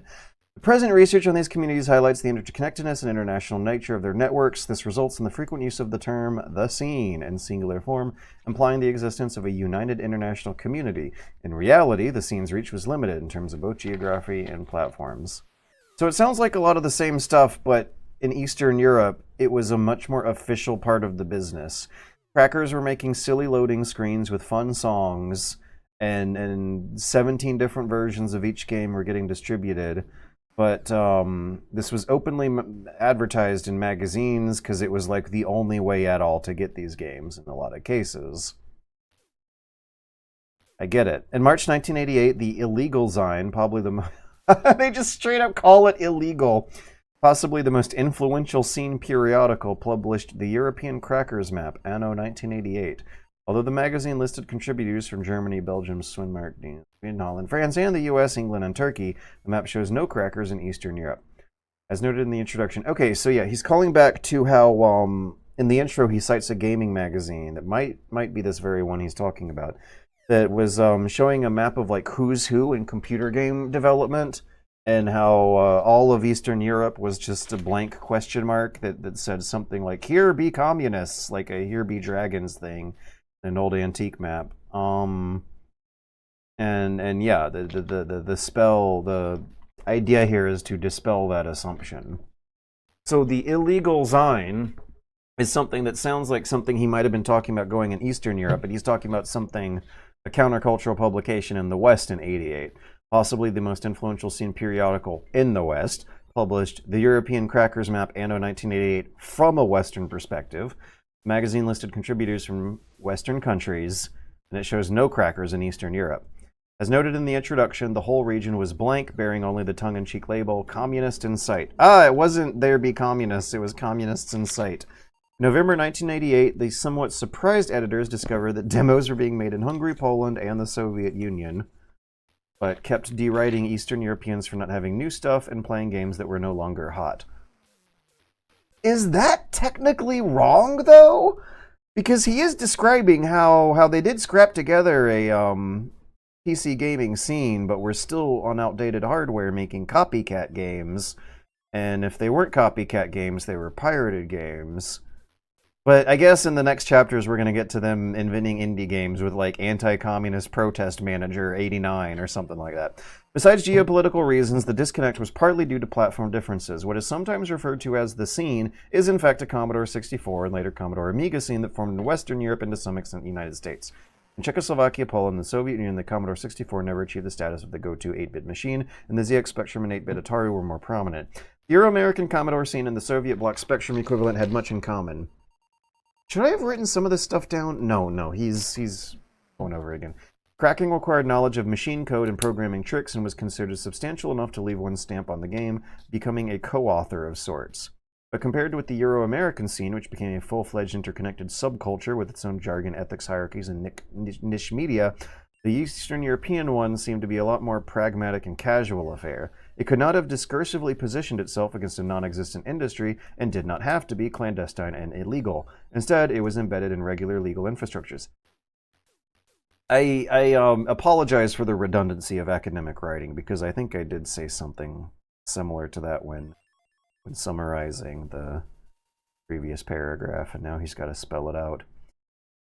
It was embedded in regular legal infrastructures, unlike their Western European counterparts who were behind post office boxes. The Ljubljana crackers openly published their addresses and phone numbers in mass circulation magazines. We just saw that too, yeah, knowing that copyright was not enforced. Maciej Stawicki likewise did not hide the fact that he collaborated simultaneously with the shadowy Bill Gilbert in the legitimate government-sponsored Polish magazine Biatek. In Czechoslovakia, the little cracking that went on was mostly executed by members or alumni of state-sanctioned computer clubs. Okay. So Czechoslovakia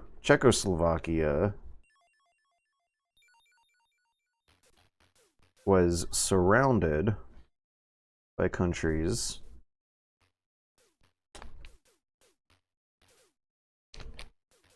where more software piracy was going on.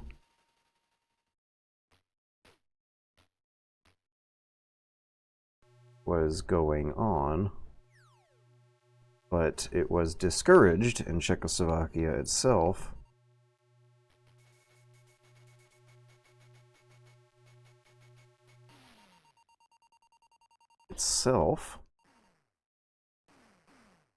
Not because of illegality, but to reduce the the confusion of how many different versions of each game was floating around. Not for illegality, but to reduce confusion from so many different Zions of games were floating around. I apologize at how much slower writing by hand is than by computer, but I still like relying on big, messy notebooks of handwritten notes as my primary method of information retention when doing heavy research like this. One lingering question remains. Spectrum games circulating in Eastern Europe had usually been cracked in the region, but why had they not been cracked already in the United Kingdom, the country of their original release, and then exported? Piracy was certainly widespread in Great Britain to make Hewson Consultants and other companies employ copy protection. It is likely, though, that its proportion was significantly lower than in Eastern Europe. In the mid-1980s, companies such as Mastertronic and Codemasters started releasing budget titles priced as low as £2, making originals affordable and even to young players with limited pocket money. Hang on, let me reread that. Mastertronic Codemasters releasing budget titles, original pocket money. I guess they're saying that they made a lineup of remarkably cheap games. He's not saying that they were reselling older classic games at a lower price. Codemasters is a company that's still around. These are Western companies, so we're using Western economic logic here. Limited pocket money. Widespread access to original retail copies, augmented by an infrastructure of game rental, contributed to the popularity of tape-to-tape analog dubbing, which obviated the necessity of cracking. In other words, even if you did not own an original copy, it was likely that one of your schoolmates did. In addition, the Spectrum communities in Western Europe, mainly in the UK and Spain, were geographically separated from the Eastern European ones, making it more difficult to maintain stable connections for exporting unauthorized copies. Following the possible paths of Exelon into Czechoslovakia, we have made several important observations. The Iron Curtain was gamed at multiple places and bypassed in multiple ways, depending on both political geography and the geographical distribution platforms. Although the informal distribution was a cross-national undertaking, there was never just one European scene. Czechoslovak Spectrum users were dependent on both cracked and uncracked imports from Yugoslavia or Poland, whereas Atari and Commodore users were more likely supplied with games cracked by groups based in continental Western Europe, where these platforms were more prevalent. Okay, I'm going to take a look at Twitch chat before going to the new section here. But the craziest thing I think I learned from here is that Eastern Europe and Russia are such lands of overwhelming rampant software piracy that the official government-sponsored magazines for computer hobbies back in the days of communism even were officially advertising piracy services as part of their solutions for making it work under that system. The stigma, the social stigma of it being illegal is just on such a lower level that the word piracy probably does not carry near the same connotations. He's not using it very much. The author here is using the word cracker for cracks. So it does not have nearly as negative a connotation. It was officially supported by the powers that be. It was open and advertised. You could publish your address and phone number safely as a provider of software piracy services. That is wild to think about, but the more you think about it, the more perfect logical sense it makes. Cool. All right, what's Twitch chat up to? What kind of wild reactions did I get? Did I say something really racist or nationalistic accidentally? I got a shitload of Twitch messages to catch up to here. I'm hoping we can move on from Exelon. I liked having that loop in the background, but it's starting to get a little repetitive here. I also want to get a window capture of the Twitch chat messages I'm going to be trying to catch up with here.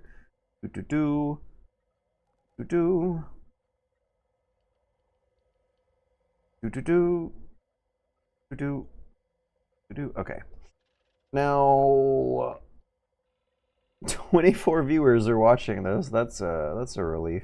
Sometimes I've done gaming nonfiction book reading streams before. and lower audience is to be expected. But 24 is not the worst in the world that could happen.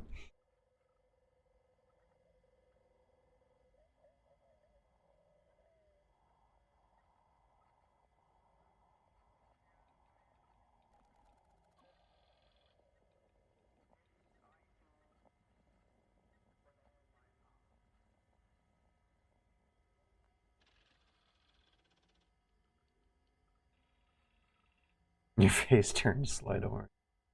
That one section really takes me back to when my dad brought us back a PS1 and I couldn't get any games for it because everyone had pirated discs and I had the American PS1. Oh.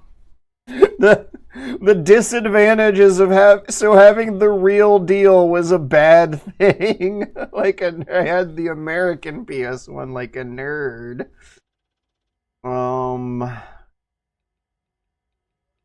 Spectrum was very popular in the UK. Didn't even have memory sticks because my dad didn't know you had to buy those. I borrowed one from my friend at school in 2nd grade and used it for a few months and I was so sad when I had to give it back. The shadow economy of arcade games. It's like the premise of a Metal Gear spin-off game. Reading this aloud, you're keeping the Homeric tradition alive. There's a good visual example when LGR covered the VHS backup systems for PCs. What the hell? That's a thing that existed? I always knew... I wasn't around for the cassette tape era of PC computing, but I knew about it. I heard stories from my dad, and I think the first time I saw a visual example of it being depicted was in Grand Theft Auto Vice City, where some promotional materials had little cassette tapes that made it look like pirated Commodore 64 games. But those were audio cassettes. I didn't know that video cassette tapes were apparently involved in personal computer hardware at some point. I would have imagined recording it in a double cassette player, but maybe they did use a mic. Definitely the more complex the program is, the more errors you would get, but simple stuff could work, but it was always much worse. Yeah, I was glancing at this stuff when the concept, I might be totally wrong when visualizing copying cassette tape PC software involving microphones, but the guy did say sound waves. There are ways you could just digitize the audio sound wave and maybe copy that without having to hold a microphone up to a speaker or anything like that. That I maybe shouldn't be thinking of that to get an accurate picture of what was going on.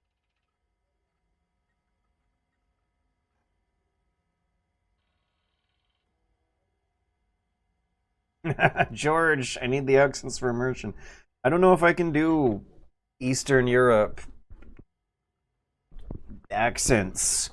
I don't know if I'm good at those. Slovakia was like a region when Czechoslovakia was a thing. And so was Czechia, a different region. So the modern countries are just named after the regional territories that they were using back then. My micro. Ooh, we got a good caveman. That meant to be Clive Sinclair.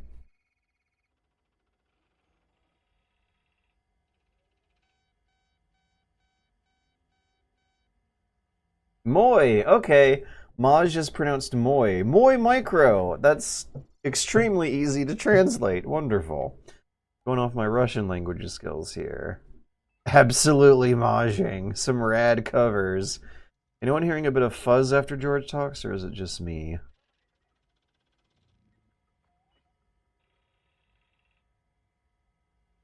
Pristine fossil you've uncovered here. Yeah, I was thinking of Rebel Assault 2. And Rebel Assault is from like 1996 or something. That is insane that a Rebel Assault style FMV game using Laserdisc for video was around in 83, but even the sprites overlaid on top of it still looked ahead of its time for 1983. I think I had this on Super Nintendo. You did not! That looked better than most Super Nintendo games. That looked like a Sega CD game. That looked 15 years ahead of its time. This would have blown my mind as a kid. This is for sure arcade. Precursor to Afterburner? Not even! No! Afterburner is not using as complex software. I don't know. It definitely more complex game design, because the F&V games are just point and click on bad guys on top of the video. But yeah, no, there's no way you could look at this and then put it side by side with like a full motion video game of real life footage of a plane's point of view flying above some simulated combat zone in the desert. This is night and day. No, this is 80s versus 90s. This is a bigger difference than night and day from a superficial first glance that a kid would be getting in an arcade room. That the FMV game, I forgot the name already. It might not have even been that good. Would have truly looked 15 years ahead of the time of something like Afterburner. 10 poke, they be charging per poke. Wasn't that a thing you were reading earlier? This is basic. You had to type in the numbers manually. George, if you have Google Translate on your phone, you can hold it up to the screen and it will translate for you. Peek and poke are basic commands that allow you to look and modify bytes in memory respectively. Are we hacking right now? Kind of. Good. Would you be the guy from Atlanta who chooses to die in Wangxi? The guy from Avatar: The Last Airbender, not Atlanta, who chooses to die in Wang Shitong's library? Maybe. I haven't watched more than a couple minutes of that, but if the World War III breaks out, I'm totally gonna download a massive ebook library, move to a cheap trailer in the desert in the middle of nowhere, and spend the last few years of my life reading ebooks until the batteries die. Caveman's on the other time. They don't punish you for breaking Western copyrights unless the Western companies make it worth someone's while. Invisible. Screaming guy kind of looks like the Doom comic.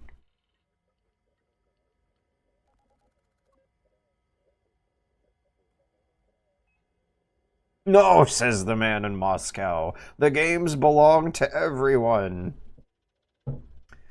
What is the worst you've had? I did a presentation to 3 people once. I want to say the Gilgamesh, where there might have been 12, and it was bad. It was all bad. Forget I said anything. Let's airbrush that out of our Soviet history archives.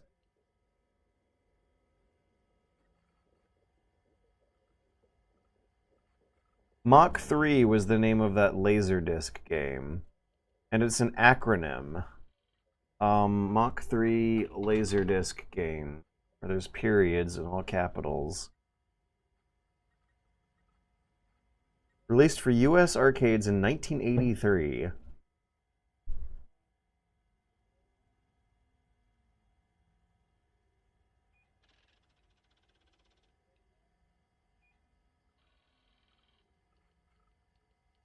As far... Button drops bombs 8 at any time. Destroy marked targets. Beware flak bursts. Hit tree. I was hitting the wrong button, of course. Oh geez, we're bombing the airport. How'd I do? How'd I do? Having a hard time telling where my crosshair. Hang on, where's the one that was from like a first person point of view? Yeah, this.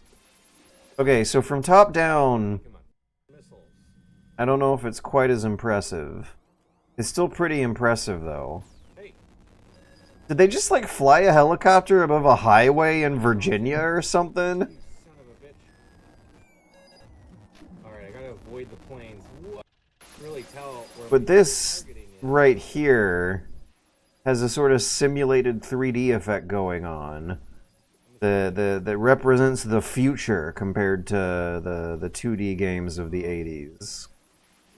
We saw 3D renders in magazines, and you could watch the Treehouse of Horror where Homer Simpson stumbles into the 3D zone and it has that silly low poly Gorad shaded look. This is a trick. It's smoke and mirrors, but at first glance for a kid in the arcade, this would look even beyond that stuff. You're not cut out for a bomber. Oh, I'm still okay.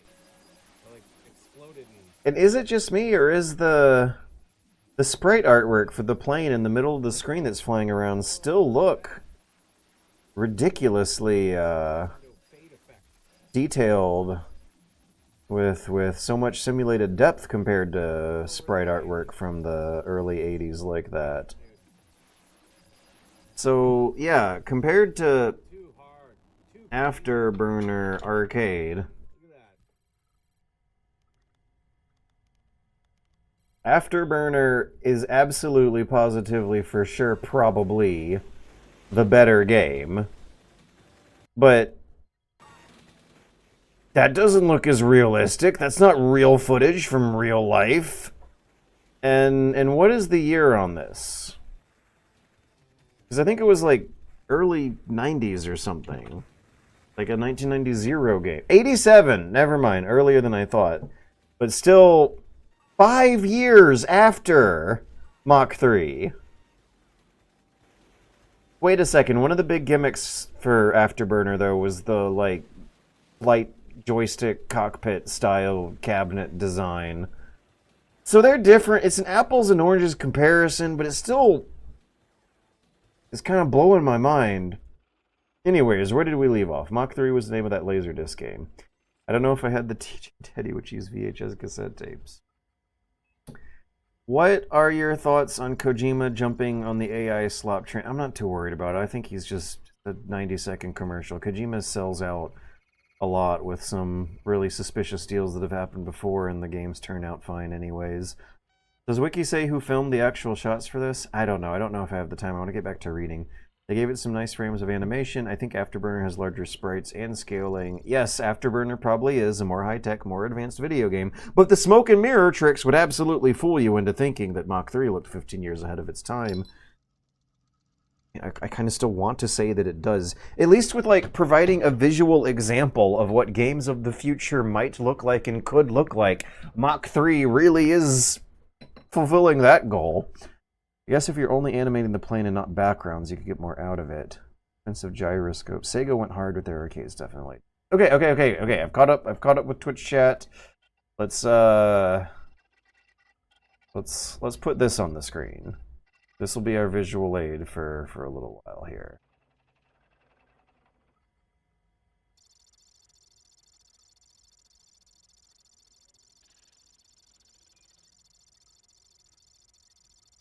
To understand how Exelon could spread within Czechoslovakia, we must first examine the country's regulatory policies. Lobato situates informal film distribution in the shadow economy, a space of unmeasured, untaxed and unregulated activity. The effectiveness of Czechoslovak informal distribution network was in part enabled by the almost complete lack of regulation of computer games. Where is my smartphone? Here, I wanted to look at a timer. Given the communist government's effort to normalize... Oh, yeah, this is a silly thing. Normalize and control culture and commerce. There was a series of oppressive government policies about regulating and censoring media that never really got fully enforced or implemented in Czechoslovakia in the 80s, called normalization. Or at least I think that the world of computer gaming and video gaming and electronic entertainment was spared from this stuff. But it was called normalization. They wanted everything to be normal, and they wanted you to feel normal and constantly see normal things. Given the communist government's effort to normalize and control culture and commerce, the lack of regulation of computer games may seem surprising. But in fact, the state had neither the reasons nor the means to regulate games. The impression I'm getting is that they were, the oppressive state government censorship overlords were relatively uninterested in computer games and barely interested at all in computers. They liked to imagine computers as industrial tools for processing large amounts of data at factories. They never did imagine computers being a medium for art and culture, and so when making these normalization policies for regulating art and culture, computers were spared. And this is not good. It sounds totalitarian, like there were very few people in charge of the government who were absolutely positively out of touch with the reality of the majority of the people, who sounded like they didn't really take the government very seriously at all. These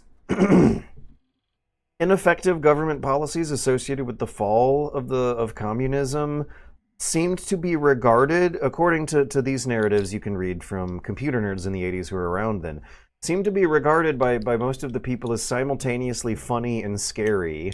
Funny in the sense that no one, according to these authors at least, most of the civilian population, okay, according to these authors and the official election results in the early 90s, most of your average civilians in this part of the world, they did not believe in communism. They would roll their eyes at Marxist economic ideologies. They were living in a world where they were constantly exposed to how much better of a life people were having in the West, while also aware that the government was trying their hardest to keep them from being aware of that. There was irony associated with that, particularly because of just how common the loopholes were to import this stuff. The official government ideology did not match up with the reality in many ways, and people navigated that cognitive dissonance with humor. But there was also terror, because when the governments really did collapse and like wars were starting in the Balkans and stuff from some of the revolutions, there was great amounts of uncertainty. People didn't know if they were going to get wrapped up in those wars. I think, god damn it, I'm so disappointed by the Tetris movie. I wish it followed the story of the actual Tetris developer, because this guy absolutely lived a life in direct 100% opposition to the ideology. He turned into a heavily litigious Westaboo who moved to America, made a bunch of money, and started a company that protected the intellectual property of his game by suing smaller companies. As far as communist ideology goes, the maker of Tetris seems so incredibly unconvinced that he dedicated the rest of his life to following the opposite ideology. And so I feel like that's an example of how these authors we are reading from, computer nerds who are around, are going to be vehemently opposed. And but there is a really interesting scene at the end of the movie where he, through one of his loopholes, gets a Game Boy mailed into him, and he's opening up the package while seeing the news of the Berlin Wall falling, and he's with his wife, and they look scared. Like, they look like they are, like they want to get out, but that they're also worried that if they stay, there's going to be some big stupid war that they might not survive. And I wish the movie was about that, and what kind of crazy shit was going on in that guy's head that made him make the decisions he wanted to make. But yeah, the state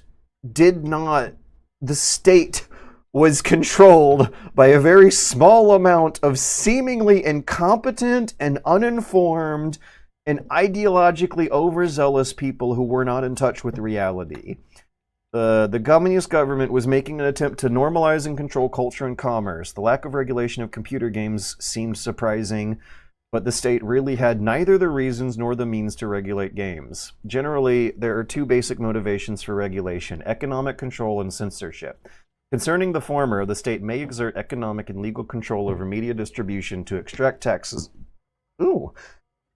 Extract taxes and curb copyright infringement. However, given that there was no legitimate software market, the state would not profit from curbing the informal one. Informal software distribution was but a small part of pervasive informal economic activities, some of which were arguably beneficial to the population because they alleviated the shortages of the command economy. Eggs and vegetables, artisanal works, VHS video cassettes, computers, computer games, all of these were being bought or exchanged in unmeasured, untaxed, and unregulated ways. According to a 1986 study, 60% of Czechoslovakian citizens took advantage of shadow economies to procure otherwise unavailable goods and services. In this context, going after computer hobbyists and teenagers would not bring much benefit. There was some other useful aside that came up in this paragraph that I kind of... Illegitimate software and state profit.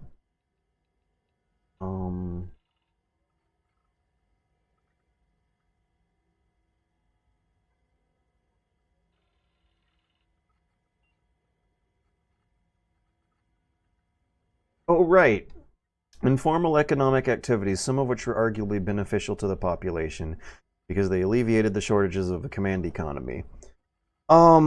Justifying gray market activities as being beneficial to the population is an explanation that carries more weight in this world than I think what we're used to in the West. A funny story that came up earlier in the book is how military groups would oftentimes turn into computer clubs, in the sense that they were funded by the state, particularly by military institutions, but ended up getting subverted by the civilian population for civilian activities, who would turn them into computer clubs and other styles of clubs for free entertainment for the kids.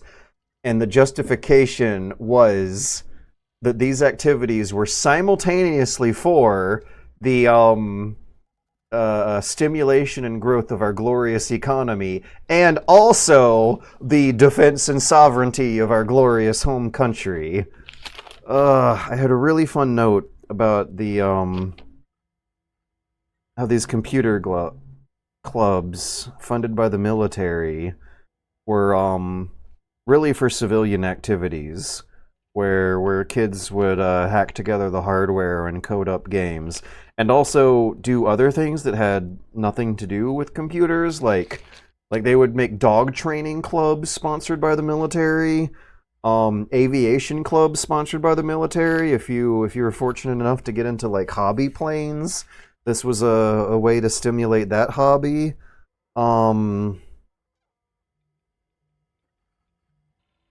Paramilitary organizations were really civilian clubs using state funding for non-military activities such as motorsports, dog training, ham radio, aviation, hi-fi records, electronics tinkering, which is where you get the computer clubs from, with no real military applicability, but the paperwork would always say that this was for the benefit of the national economy and the defense of the homeland. What a system, what a country. So informal economic activities were arguably beneficial to the population because they alleviated the shortages of the command economy. Different thing, but prompted a fun aside from earlier in the book.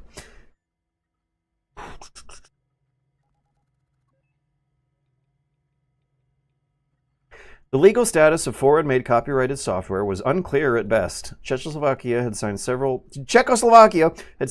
international copyright treaties that theoretically bound it to respect copyrights to works protected in other countries, but domestic legislation on copyright software was only introduced after the Velvet Revolution. This is a term I need to know more about, but this is... Let me just Wikipedia this real quick. Velvet Revolution is the transition from communism to capitalism. 89, I thought it happened in 90. Popular non-violent transition of power in what was in Czechoslovakia. Popular demonstrations against the one-party government of the Communist Party of Czechoslovakia included students and older dissidents. The result was the end of the 41 years of one-party rule, and the subsequent dismantling of the command economy and a conversion to a parliamentary republic. So it was the 1989 revolution, Czechoslovakia, to a more Western government. Okay.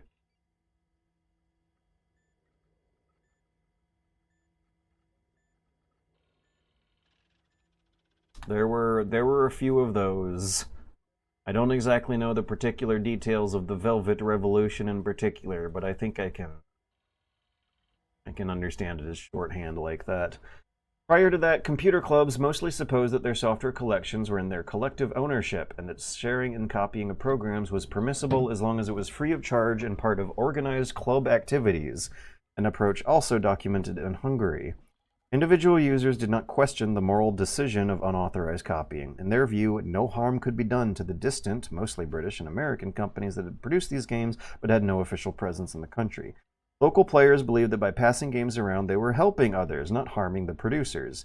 Even the Czechoslovakian homebrewers played by the rules of informal distribution and, before the Velvet Revolution, never expected profits from their games. The situation was only slightly different in the rare cases of serious programs by the Svarzum clubs. Svarzum, that's the military club word. I was just describing that system, where the military clubs were getting used for civilian activities. As for censorship, I have found no documented instances of ideologically motivated restrictions on computer game use. As seen in previous chapters, the government viewed microcomputers as little more than toys or advanced calculators. Games were rarely considered a part of culture and were dismissed as children's affairs. Moreover, censoring them would have required technological infrastructure and skilled staff. And as Václav Havel's story in Chapter 3 showed, the country's security forces were not particularly well versed in computing. Okay, this guy's story in Chapter 3 was, he got busted by the cops for having an illegal Western luxury computer. And, I think what happened is that they took the keyboard, but not the computer itself. And so he just got another keyboard and kept on trucking. The country's security forces were not particularly well versed in computing. Although the authorities did not censor computer games, they did on several occasions censor this is another thing that, like, all your leftist tanky friends on Twitter need to know is that a lot of, just about virtually everyone had some kind of experience in their lives with the secret police doing something stupid. Anyways, it doesn't sound, he got off the hook, but this stuff sounds really not good to live through. Although the authorities did not censor computer games, they did on several occasions censor magazines and books about games, which was a practice that fit neatly into their routines. Writer and programmer František Fuka was lucky enough to have a subscription to the UK-published Your Sinclair magazine, but he occasionally discovered that some superficially subversive pages, for example, an article about a game based on the movie Red Heat, in which Arnold Schwarzenegger was pictured in a Red Army uniform, were torn out by censors. Similarly, when writing his own 1988 book Computer Games, Past and Present, he was reportedly forbidden to include a screenshot featuring Winston Churchill,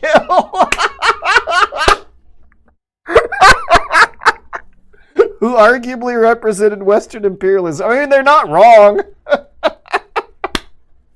I feel like that's a great way of describing this stuff to the tankies who are going to defend it.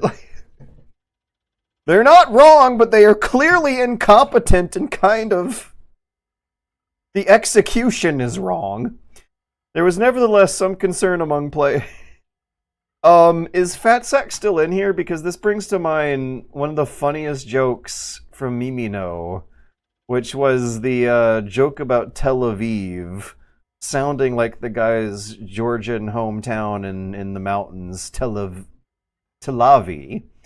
And apparently just like the acknowledgement of Israel existing was enough for the censors to try and cut that joke out of the movie, but they didn't manage to get away with it.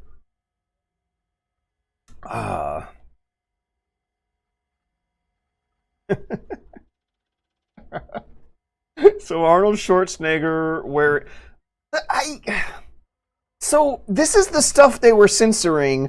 Meanwhile, early in the book, a very serious discussion that made pro-capitalist points from frustrated factory managers who God. This is another thing that seems incredibly stupid and incompetent about these governments, is that even when they have evil totalitarian power over media censorship, they pick the dumbest stuff that doesn't actually seem to be in danger of convincing anyone. Earlier in the book, they talk about a computer program, a television program from 1985, where the manager of an electronics factory is really, really frustrated and angry in an interview segment where the TV news agency made a report about computers in Czechoslovakia, particularly about why there weren't more. It was the mid-'80s. There was a personal computer revolution going on all over the world, particularly a hell of a lot more in the West, but also in some other Eastern European countries.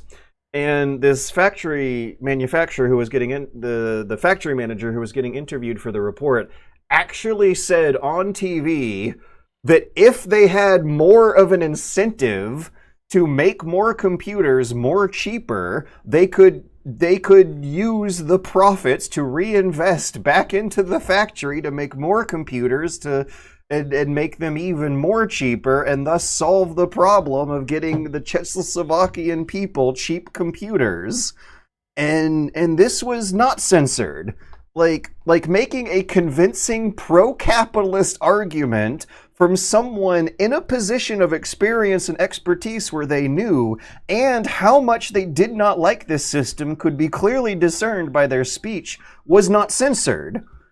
Like, convincing ideological academic debates was not censored, but Arnold Schwarzenegger in a Red Army uniform and just an image of Winston Churchill, and the acknowledgement of Israel were censored, but not necessarily the arguments behind them.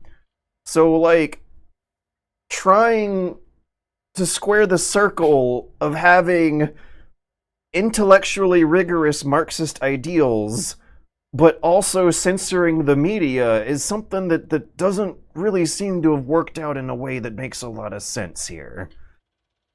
There was nevertheless some concern among players over games with anti-Soviet content, such as Raid Over Moscow, in which the player ends up bombing the Kremlin, and Green Beret, which features raids of presumably Soviet Allied army bases. The former game sparked a well-documented controversy in Finland, which was a neutral onlooker in the Cold War, yet was under constant political pressure from the neighboring Soviet Union. The game's Finnish release triggered a chain of events culminating in the diplomatic row with Moscow. The Soviets considered the game enemy propaganda and requested it to be banned. However, Finnish laws only allowed for restrictions on import in case a product was a health hazard! As a result, the game was never banned, and instead, thanks to the publicity, it became the country's top-selling game of 1985. In Czechoslovakia, on the other hand, Raid Over Moscow and Green Beret only circulated in pirate copies. Czechoslovakian users realized that playing these games in public settings might be problematic, and Fuka even remembers hacking Soviet iconography out of Green Beret so that it could be played in public.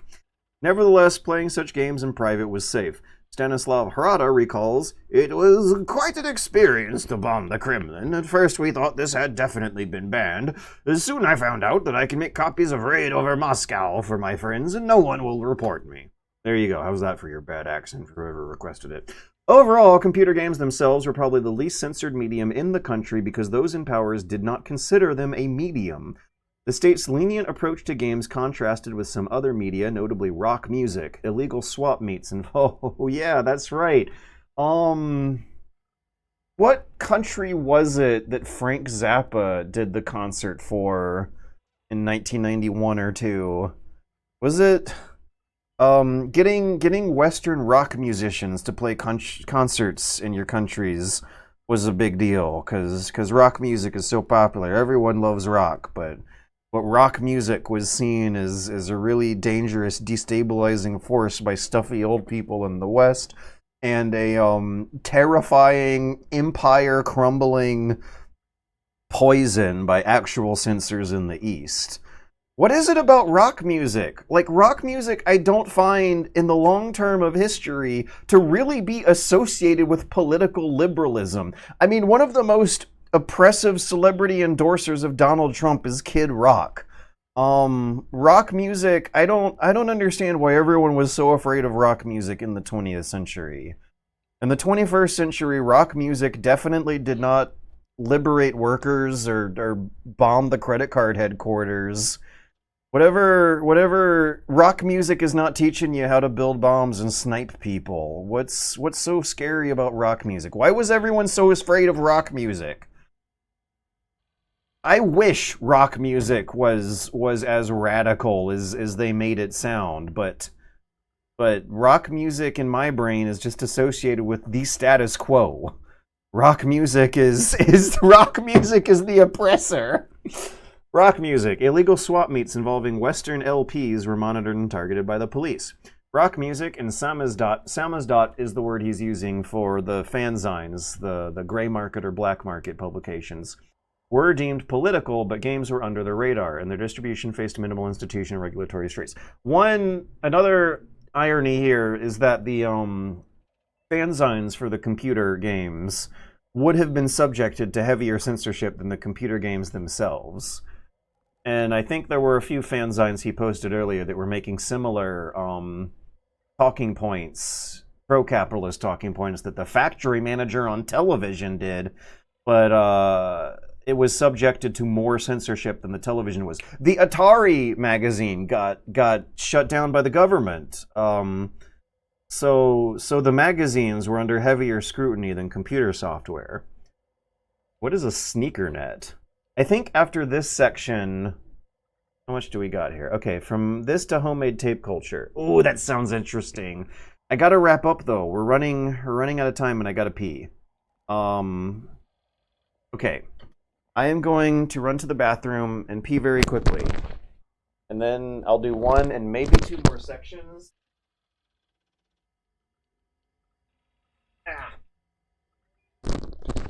After the bathroom, I'll read one or maybe two more sections, and then I'll do a bit of Twitch Q&A, and then I will wrap this up. This has been a lot of fun.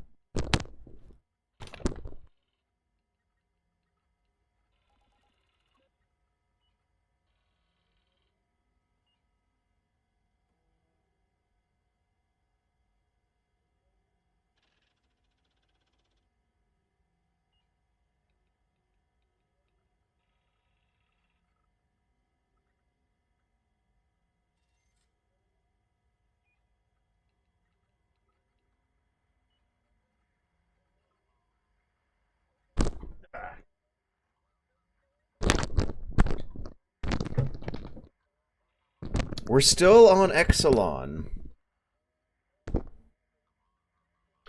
Once Exelon arrived in Czechoslovakia, it spread further along analog local routes. Given the restrictions on travel and the low mobility of most of the population, there were relatively few cross-natural connections, but a dense network connected users within the country. With no official distribution channels to speak of, unauthorized distribution was the primary way, if not the only way, of getting software. We may reasonably expect that out of the thousands of people who played Exelon in Czechoslovakia, no more than a handful possessed an original copy. It was even more likely that there were none. Informal distribution was based on the physical transportation of cassette tapes rather than digital transmission through communication networks. We can thus classify it as a sneaker net, a term coined in the 1980s to differentiate the movement of physical media from the more recent computer networks. Huh. I guess sneaker is in like shoes, because you gotta walk to meet people to give them tapes, or sell them tapes, or trade them tapes. The term is useful for my analysis because it evokes the image of people, not just inanimate objects, moving through space and time. Although Czechoslovaks did not wear Nike or Adidas sneakers, but rather a domestic band such as Botas, the principle was the same. Every user could become a node in this peer-to-peer network. Thanks to lossless digital copying, code did not deteriorate as games were passed around. Any user could make a copy of equal quality and become a source for potentially unlimited number of further duplicates. These affordances may sound trivial today, but they were very novel in the 1980s, as users' reflections attest. Although the common user interactions in the network seemed mundane and intimate, no one could see the network in its entirety, and it seemed baffling when scaled up. As Blazjek described it in his 1990 book, software becomes a circular letter of sorts to which anyone can add their own bit, but instead of a circle, it moves along an indefinitely branching star shape, as if a message in a bottle was thrown into the sea and kept multiplying. František Fuka felt compelled to explain in a 1989 interview, as opposed to collecting stamps, collecting computer programs had a certain advantage. If someone borrows one from me, they can copy it and return it back to me. Despite its amateur nature and crude material conditions, tape-based distribution thus turned out to be surprisingly efficient and has been described as lightning fast. Programs took as little as 2 weeks to traverse the country from one end to the other. Explaining how his games were distributed, Fuka continued, "I make copies for my friends, they make copies for others, and this is how programs are copied and passed on here. The speed is unbelievable. One of the games I released was offered back to me from Bratislava 6 days later." Besides the efforts of users themselves, operation of an informal I'm going to write a bit of this down. Offline copying of cassettes saw game distribution spread from one side of the country to the other over a period of days, page are we at here? 137.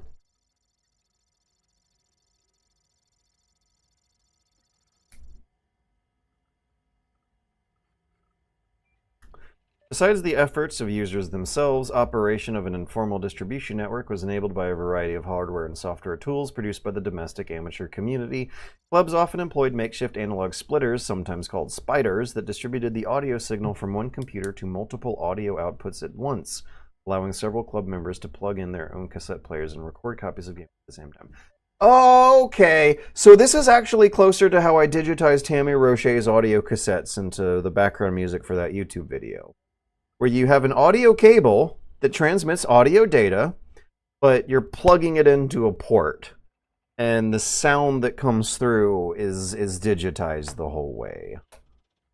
They did say analog. But the 3.5 millimeter audio jack here, I think, is the thing I need to be visualizing. The Atari scene is associated with turbo loaders, which were discussed in Chapter 3. Combining hardware and software components, they significantly reduced loading times. Importantly, though, these loaders required all software to be converted into their specific format, eventually generating hundreds of programs that were turbo versions of existing titles. Even more important was copier software. Writing an efficient copying utility was a challenging task taken on by leading Czechoslovak coders. One of the most influential copiers was TF Copy, also known as tape file copy. Reportedly, the first popular ZX Spectrum copier to use on-the-fly compression to fit more data into the machine's memory. You know what I need to do for this video? I need to play all the top-rated Spectrum games. The ZS Spectrum is a absolutely relevant and respectable chapter of international gaming history that I'm relatively dark on. I know that the games are dark, that they always are going to be played on top of a black background. I know that Rareware made a few, and that this was popular in from the UK, and it was generally popular among Western Europe in general, and seems to be the primary source for the copycat machines in Eastern Europe we're hearing about here. So, like, gaming in Europe in the 80s and 90s meant being exposed to a ZX Spectrum in a way I've not been. What is that jetpack game that was Donkey Kong 64? Jetpack. Rare game. Yeah, okay. So, the most experience I might have had with classic ZX Specky hits is the mini games that Rareware was including in Donkey Kong 64. They included a version of Jetpack, and it was so fun. It was almost fun as... It might have been more fun than Donkey Kong 64. I'd be down. I would be down to spend a day playing Jetpack-style ZX Spectrum arcade games. That sounds like a ton of fun. Alright. Oops. Where did I accidentally jump to?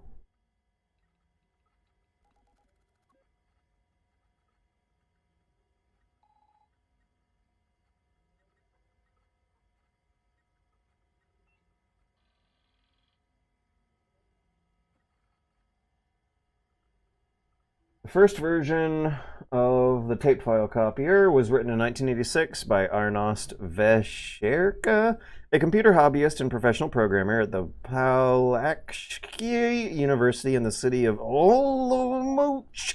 As of 2018, they continue to work as a lecturer in the university, maintaining his specialization in data compression. One of TF Copy's prominent competitors was BS Copy, developed by Busysoft, a one-man label of Slavomir Lubarsky, a proficient coder and one of the founders of the local Spectrum demo scene. The informal distribution network comprised three major types of connections: individual exchanges, club sharing, and for-profit piracy. At the base level, Czechoslovak software distribution networks consisted of personal exchanges among friends and fellow hobbyists. This was the default method of obtaining software in the earliest Czechoslovak hobbyist communities of Sinclair ZX81 users. Oh yeah, that's another thing. Shit, it might not even be good enough to play through the library of top ZX Spectrum classics, because to know what those were being compared to and what soup they evolved from, you gotta play all the best games from the Sinclair ZX81, which is apparently a much less impressive 80s computer. ZX81, a historically significant, ultra-low-cost British home computer from March 1981 by Sinclair Research, famously designed to make home computing accessible, sold over 1.5 widely, credited with Kickstarter in the UK gaming tech industry. There were games, they were popular, but apparently they're pretty dinky compared to the ZX Spectrum games, which just came out a year later? Wow! In Czechoslovakia, they were dealing with the ZX81 for maybe 3 or 4 years, and then when they got the ZX Spectrum, it was like a big generational leap by the way he made it sound, the author of this book. But maybe it's not by Western standards. I don't know. That's the other thing you gotta, like... I don't want to rag on him, but... And it is very heroic and inspiring reading how they made it work. But it still seems like they were a few years behind. The informal distribution...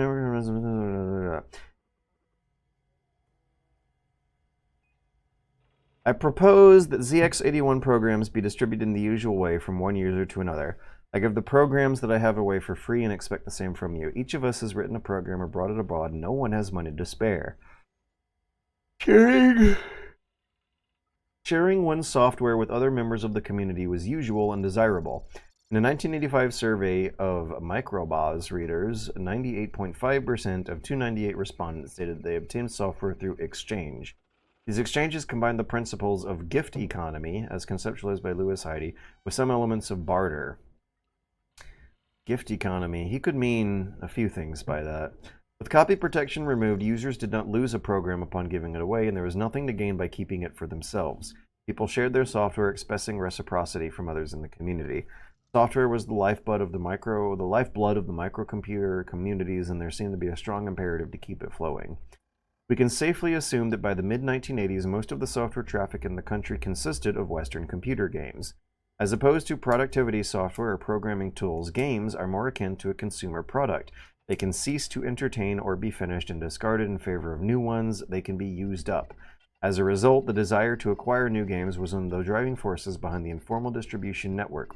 According to the 1985 survey, an average reader of Microbays owned 22 games. Wow. Which made up 54% of their software library. Okay, I also want to point out another thing that they talked about earlier in the book, and that is that how during the fall of these communist systems, games were kind of regarded as rock music in the sense that they were seen as representations of utterly Western, utterly consumerist, utterly capitalist ideals. I mentioned earlier about how an ideological debate kind of sprung up over the nature of buying games and installing them from other people versus programming them on your 80s computers that kind of required you to, from instructions in magazines and learning a skill that you could use to make something as opposed to consuming a product and following someone else's instructions who takes control over your machines.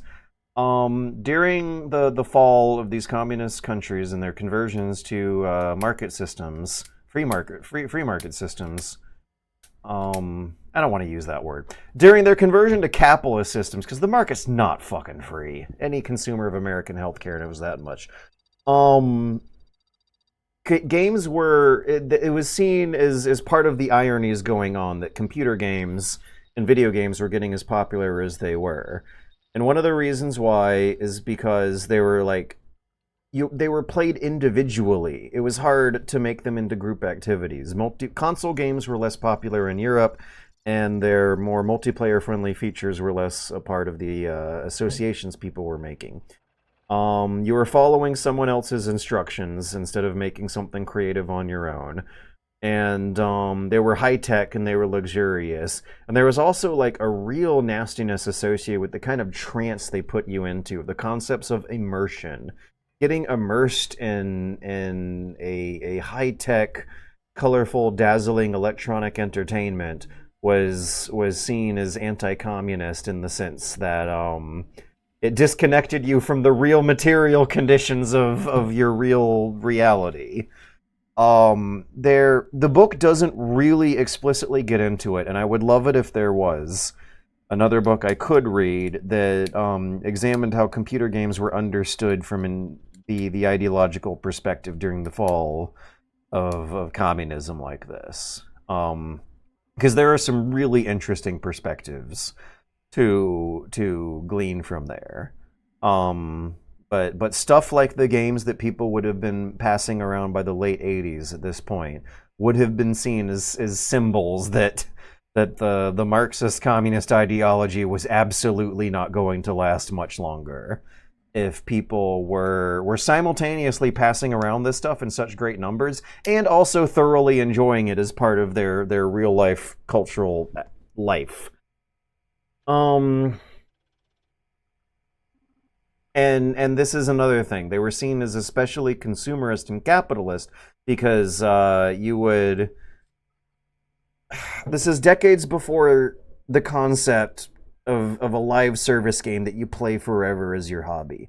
You would beat the game and then move on to the next one. They were consumerist and capitalist in the sense that they were kind of like products made out of pollution packaging that you throw away and put in the landfill. I sympathize with that argument absolutely nowadays.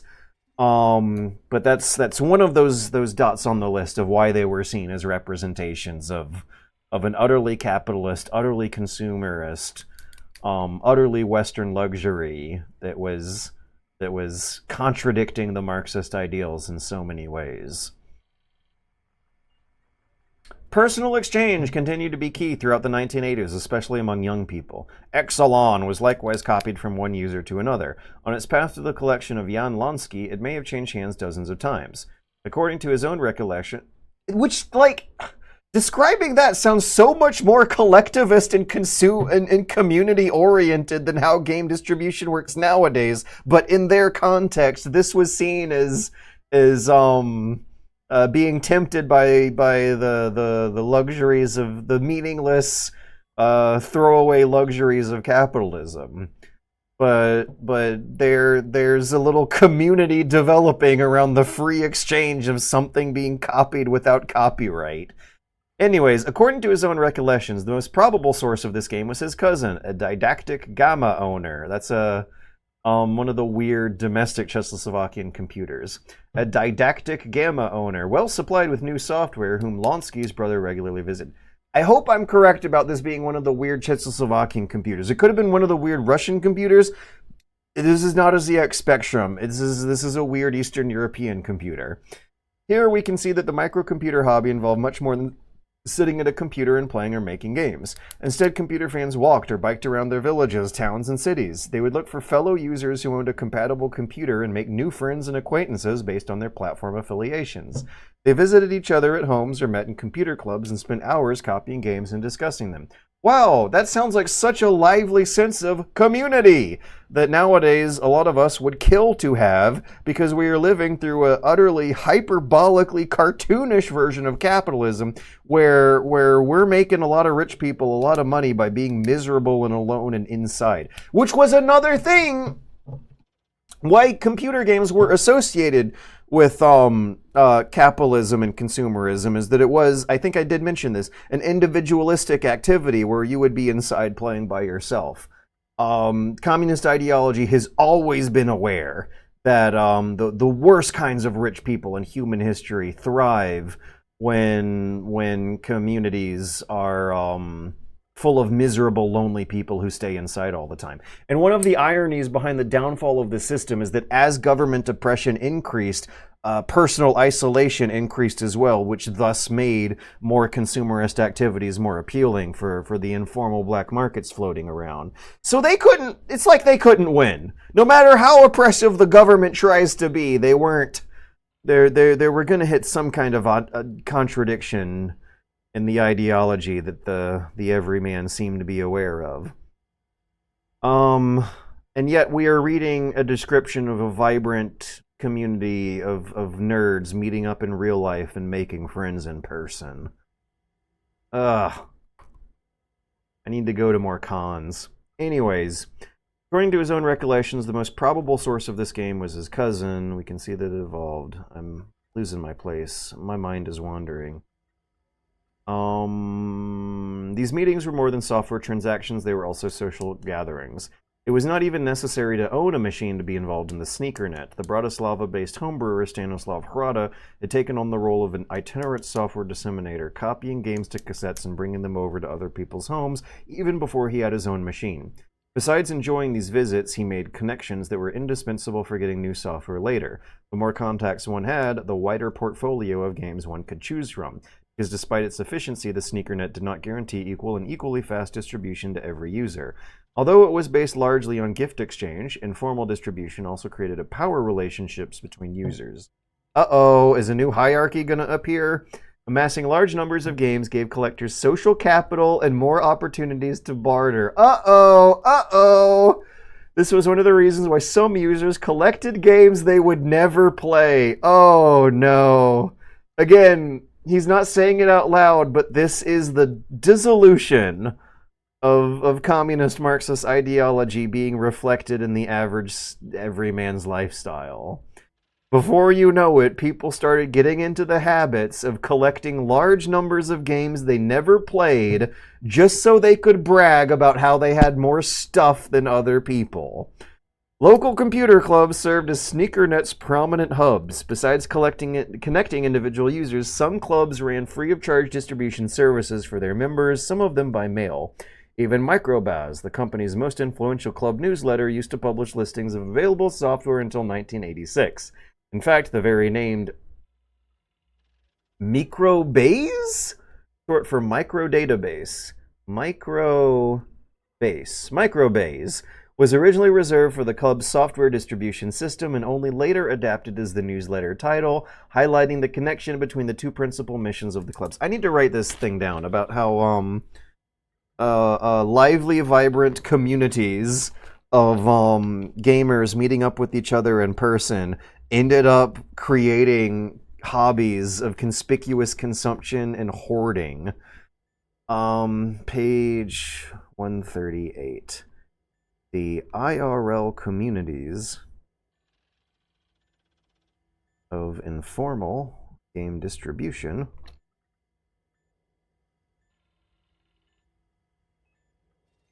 resulted in consumerist habits. Consumerist habits among the most avid collectors.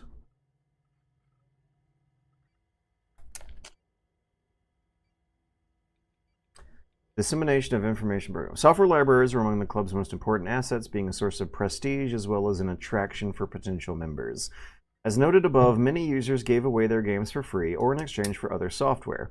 They were reluctant to distribute them for money, not over copyright issues, but out of basic decency because they were not their products.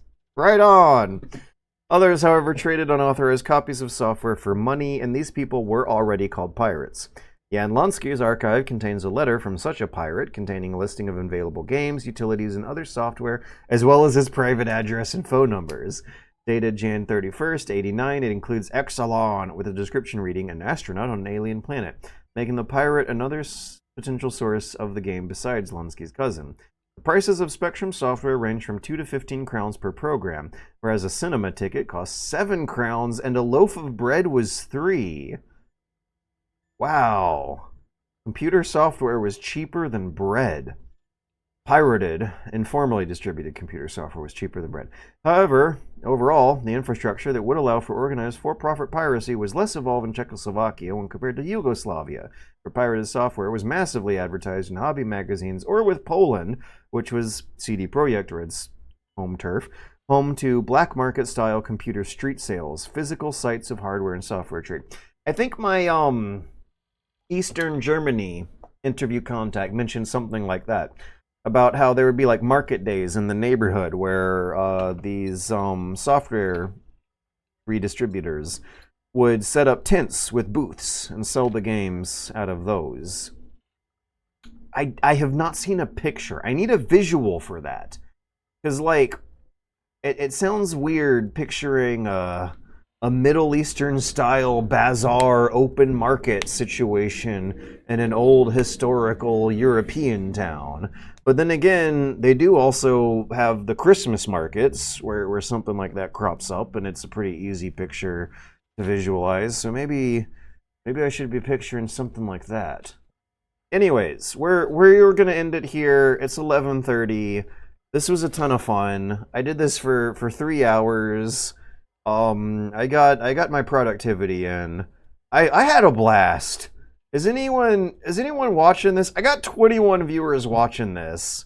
But one weird thing I have noticed about my mood these days is that sometimes I have more fun doing deep research on old ass computer games and specifically gaming media, than I do playing games these days somehow. Hey, FetSex, you're here. All right. I had a question earlier, and I think I forgot, but maybe you already answered it here. Let me look at the Twitch chat messages. Am I capturing the right window? Yeah, but I gotta crop it. Yeah, and this stuff sucks. It reminds me of working on the Iliad. I have so much fun with it. The people who are into it seem to love it. They love watching me go on these deep dives, but no one watches this stuff. It does not appeal to mass audiences, and it should, because it's genuinely interactive fun. Did you see how I was like assembling a little workstation of videos and magazine covers, and I had like the book as the central node between this workspace I was assembling? That's interactivity. I am engaging in electronic, interactive, not necessarily entertainment, but I am being utterly entertained here. This is wonderful. Prehistoric George. This is when the ZX Spectrum designer, inventor, maybe the company founder, I don't know, some John Specky was in a caveman costume on the magazine cover.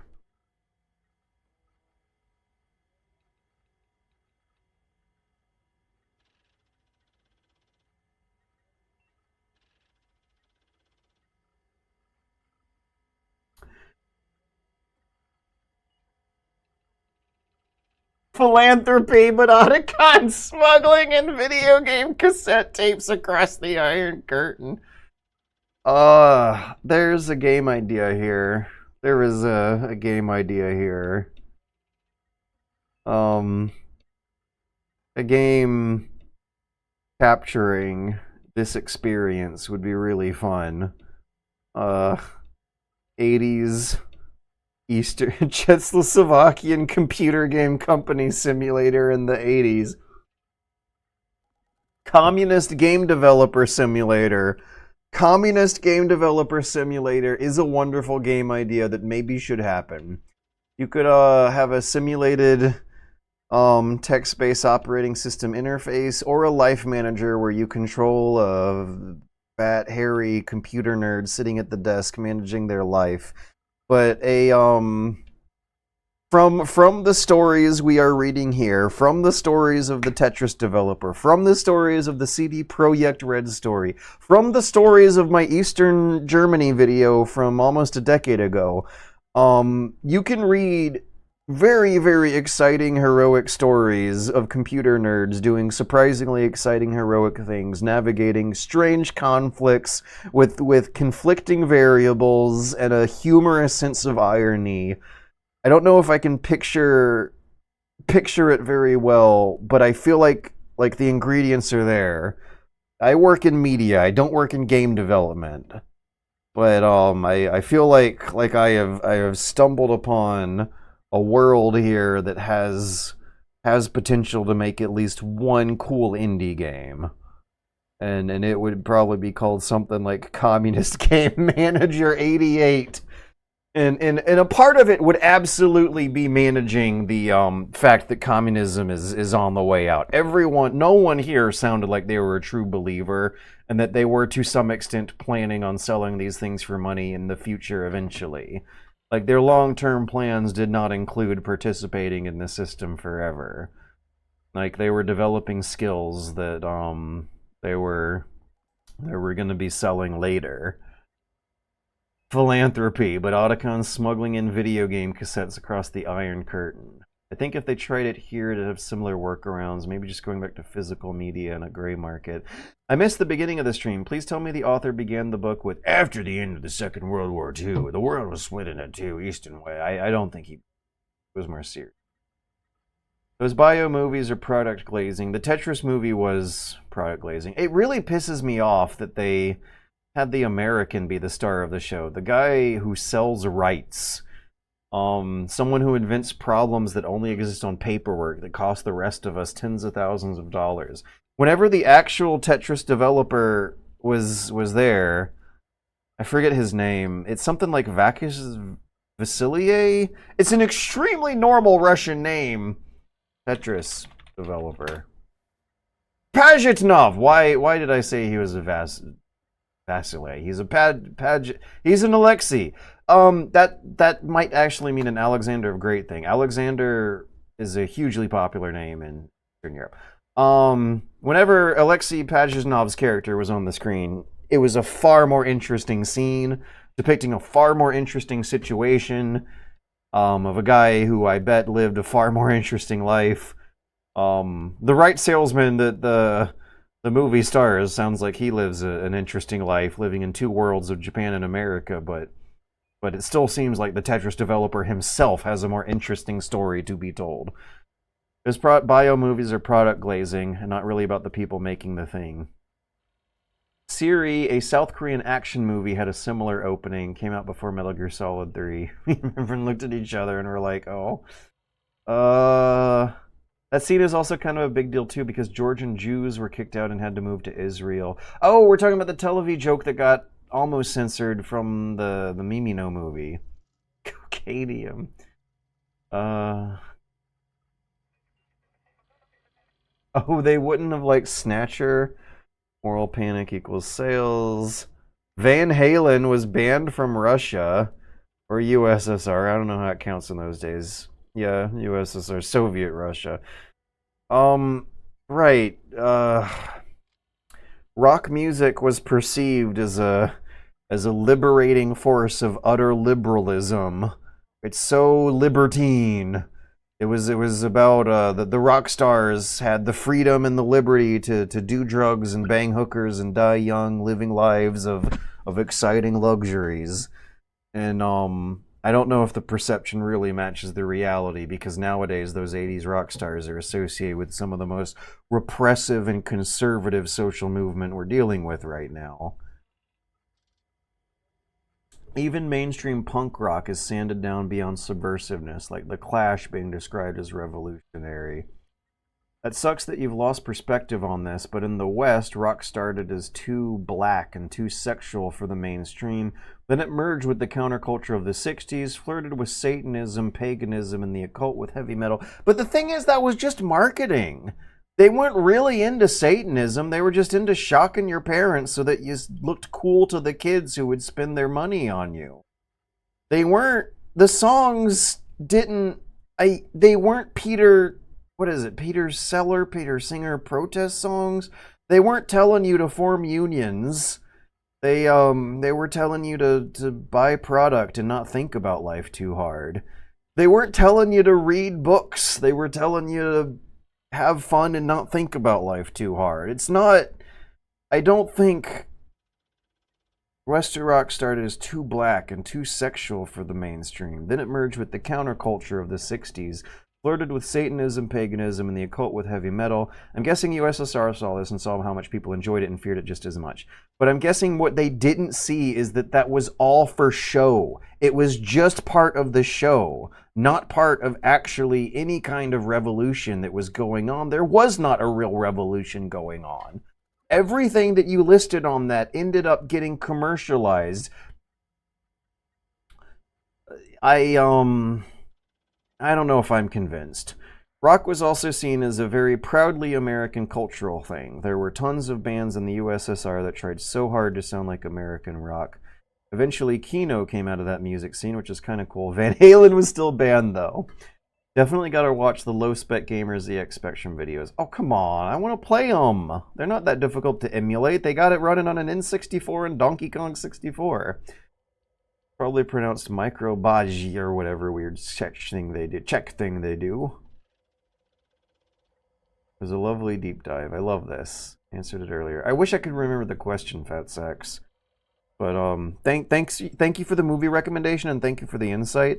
If you could actually clarify what country you grew up in, or what perspective you're speaking from here, that would help me, because this is Czechoslovakia. Not a lot of people are familiar with computer nerds in the 80s Czechoslovakia. People are kind of familiar with computer nerds in Russia, because of Tetris and some pretty popular videos and writings about the Dindy NES clones. People are actually surprisingly familiar with gaming in the 1980s in Poland because of how much writing has been done on the CD Projekt developers' younger lives. It does kind of blow my mind that people know more about what was going on in this time in Poland than some of the other countries that might have been more important in Eastern Europe in the 80s. Oh, and then there's East Germany. As far as English language media goes, I don't know. I might be one of the only ones who covered East Germany, but there is a museum you can go to. Please tell me it didn't close down after COVID. Computerspielen Museum in Berlin. Yay! It's still around. Had a big chunk of those rooms associated with the absolutely minuscule amount of game industry that existed in East Germany, but it did exist, so some people know about that. I live in California, born in 97. From Georgia. Okay, Georgian. So you're speaking from the Georgian perspective. Gotcha. The question was the television thing. Live in California. Right. Roger that. Understood. If you have the childhood memories, that gives you hundreds of miles of leverage above everyone else who could speak from that.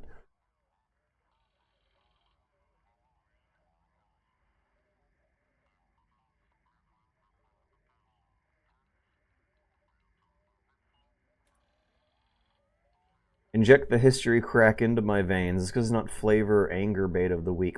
Even then, I can make a review of Mugenics and get 80,000 views relatively in a couple weeks. I'd like to get 100,000. I'm sure it'll be there soon. But the Iliad stuff's never, ever going to do that. I'm going to try to do some projects capitalizing on Homer when the Christopher Nolan Odyssey runs around.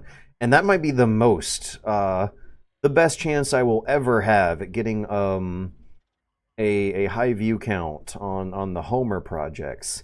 But the Homer projects are more intellectually rigorous and never get views.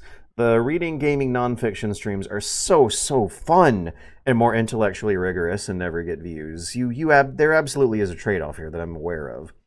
I think if you could communicate this as Disco Elysium Fortress Occident IRL, you would do better.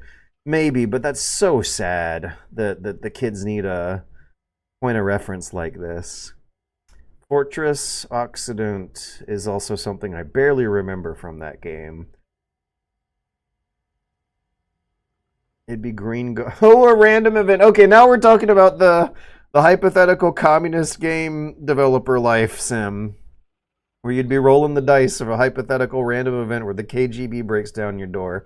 I'd imagine it'd be green guards with hoods and the virtuous mission from Metal Gear Solid. Throw a little Papers, Please in there, maybe to smuggle the cassettes through. The question, the television thing. I'm Georgian, right? I am from Georgia, but I am George. All I know of Tbilisi is from also Splinter Cell, which was just like, okay. Sorry for being San Fernando Valley pilled. George, I have a short game you might like that would be kind of good for a video, but maybe I should just get on the Patreon.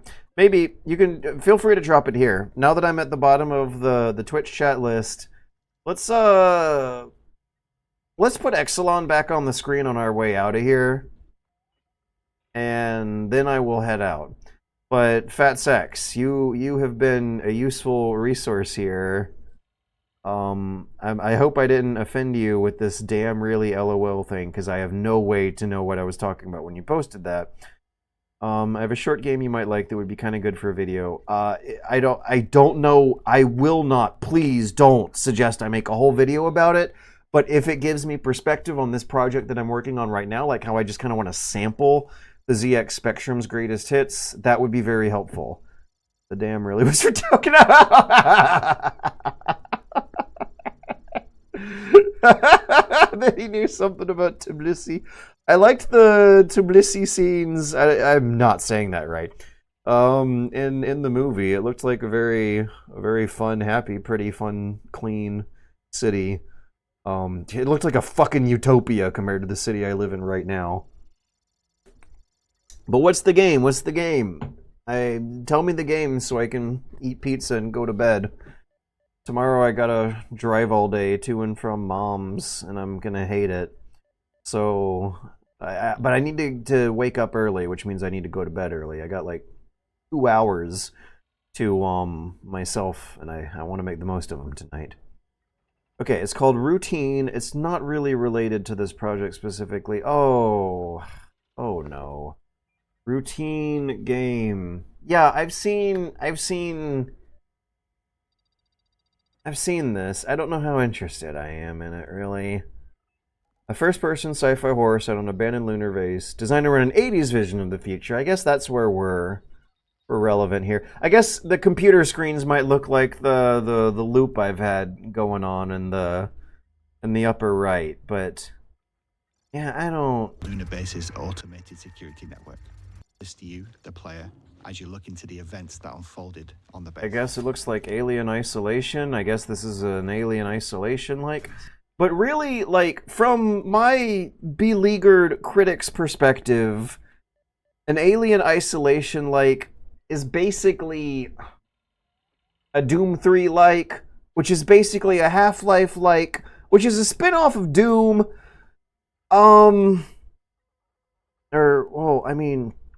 The median step between the two would actually be Quake 2.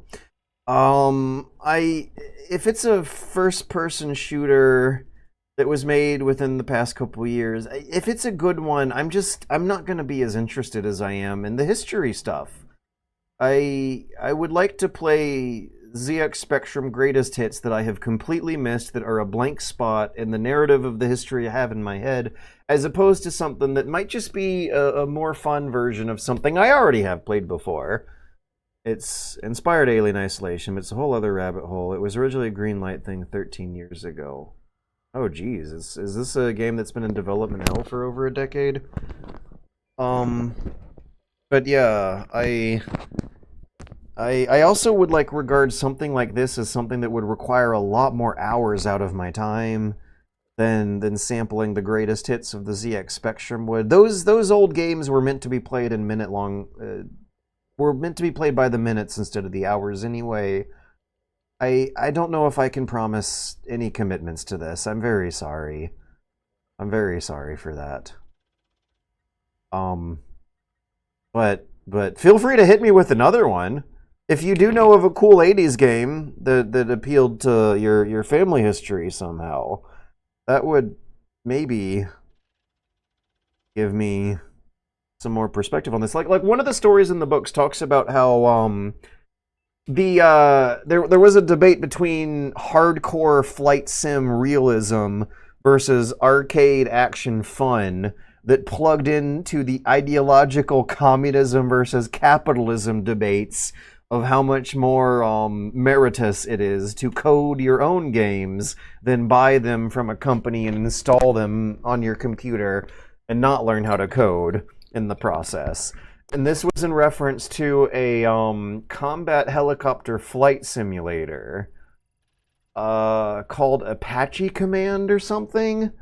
And the author lists a game that the dad liked to play that the son found no appeal in whatsoever.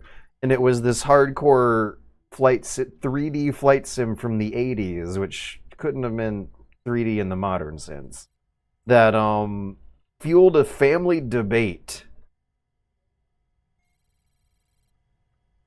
Yes, it's a can of worms for some other time. It's coming. But yeah, string a reel with real planes is kind of cowardly. I get why, but there was a hardcore flight sim in my life is an early memory though. I want to play games from the 80s, from a different part of the world, from a different school of thought. That's what I'm feeling a hankering for right now, and I think that's going to mean finding a top 10 list of the biggest ZX Spectrum classics and seeing what I missed there. Because I have only ever played one, and it was Jetpack. And Jetpack is really, really fun and kind of interesting because it's like it's got the ethos of an arcade game, but the unlimited replayability of a home game. They really squeezed as much as they could out of one screen worth of content. And yeah, like making exciting, fast-paced action games that don't involve side-scrolling is a lot of fun. But yeah, I'm gonna head out and go to sleep. This was a lot of fun. I will upload the VOD, and you will notice that this VOD, even for as low as the view counts are on the YouTube second channel VOD uploads, even this is gonna be lower than games where I have had less fun playing them than I have had reading this book and filling the screen up with supporting research materials that make the citations make sense. There was a ton of homebrew games in the UK to the point of magazines having small bits of small bits of code for you to type in yourself to have very basic games to run. There is an absolute art of game design that has died, is dead, it's buried, is deader than disco, and that is the concept of having a big pile of paperwork next to your computer. If you guys have been hardcore Bunny Hop fans for a while, you would have seen how jazzed I get sometimes when I'm playing a retro game that expects you to make notes on a page. And it's immersive. It feels like you're on the adventure, pulling out a map, flipping through the wizard's journal of esoteric spells. There is something very, very fun about combining paperwork with electronic work that is... It's gone. It's dead. There has not been a single game asking players to do that for at least 13 years now. Fez might be the final last one I can think of. Does Tunic do it? I don't know. But if they do, there's one or two of them. They're weird indie experimental games. But there is this whole other layer to the experience that's just gone. Yeah, that's how John Romero learned how to code. This is a very important part of game history, and it's just fucking gone. Now I'll be gone when I finally press the button right now.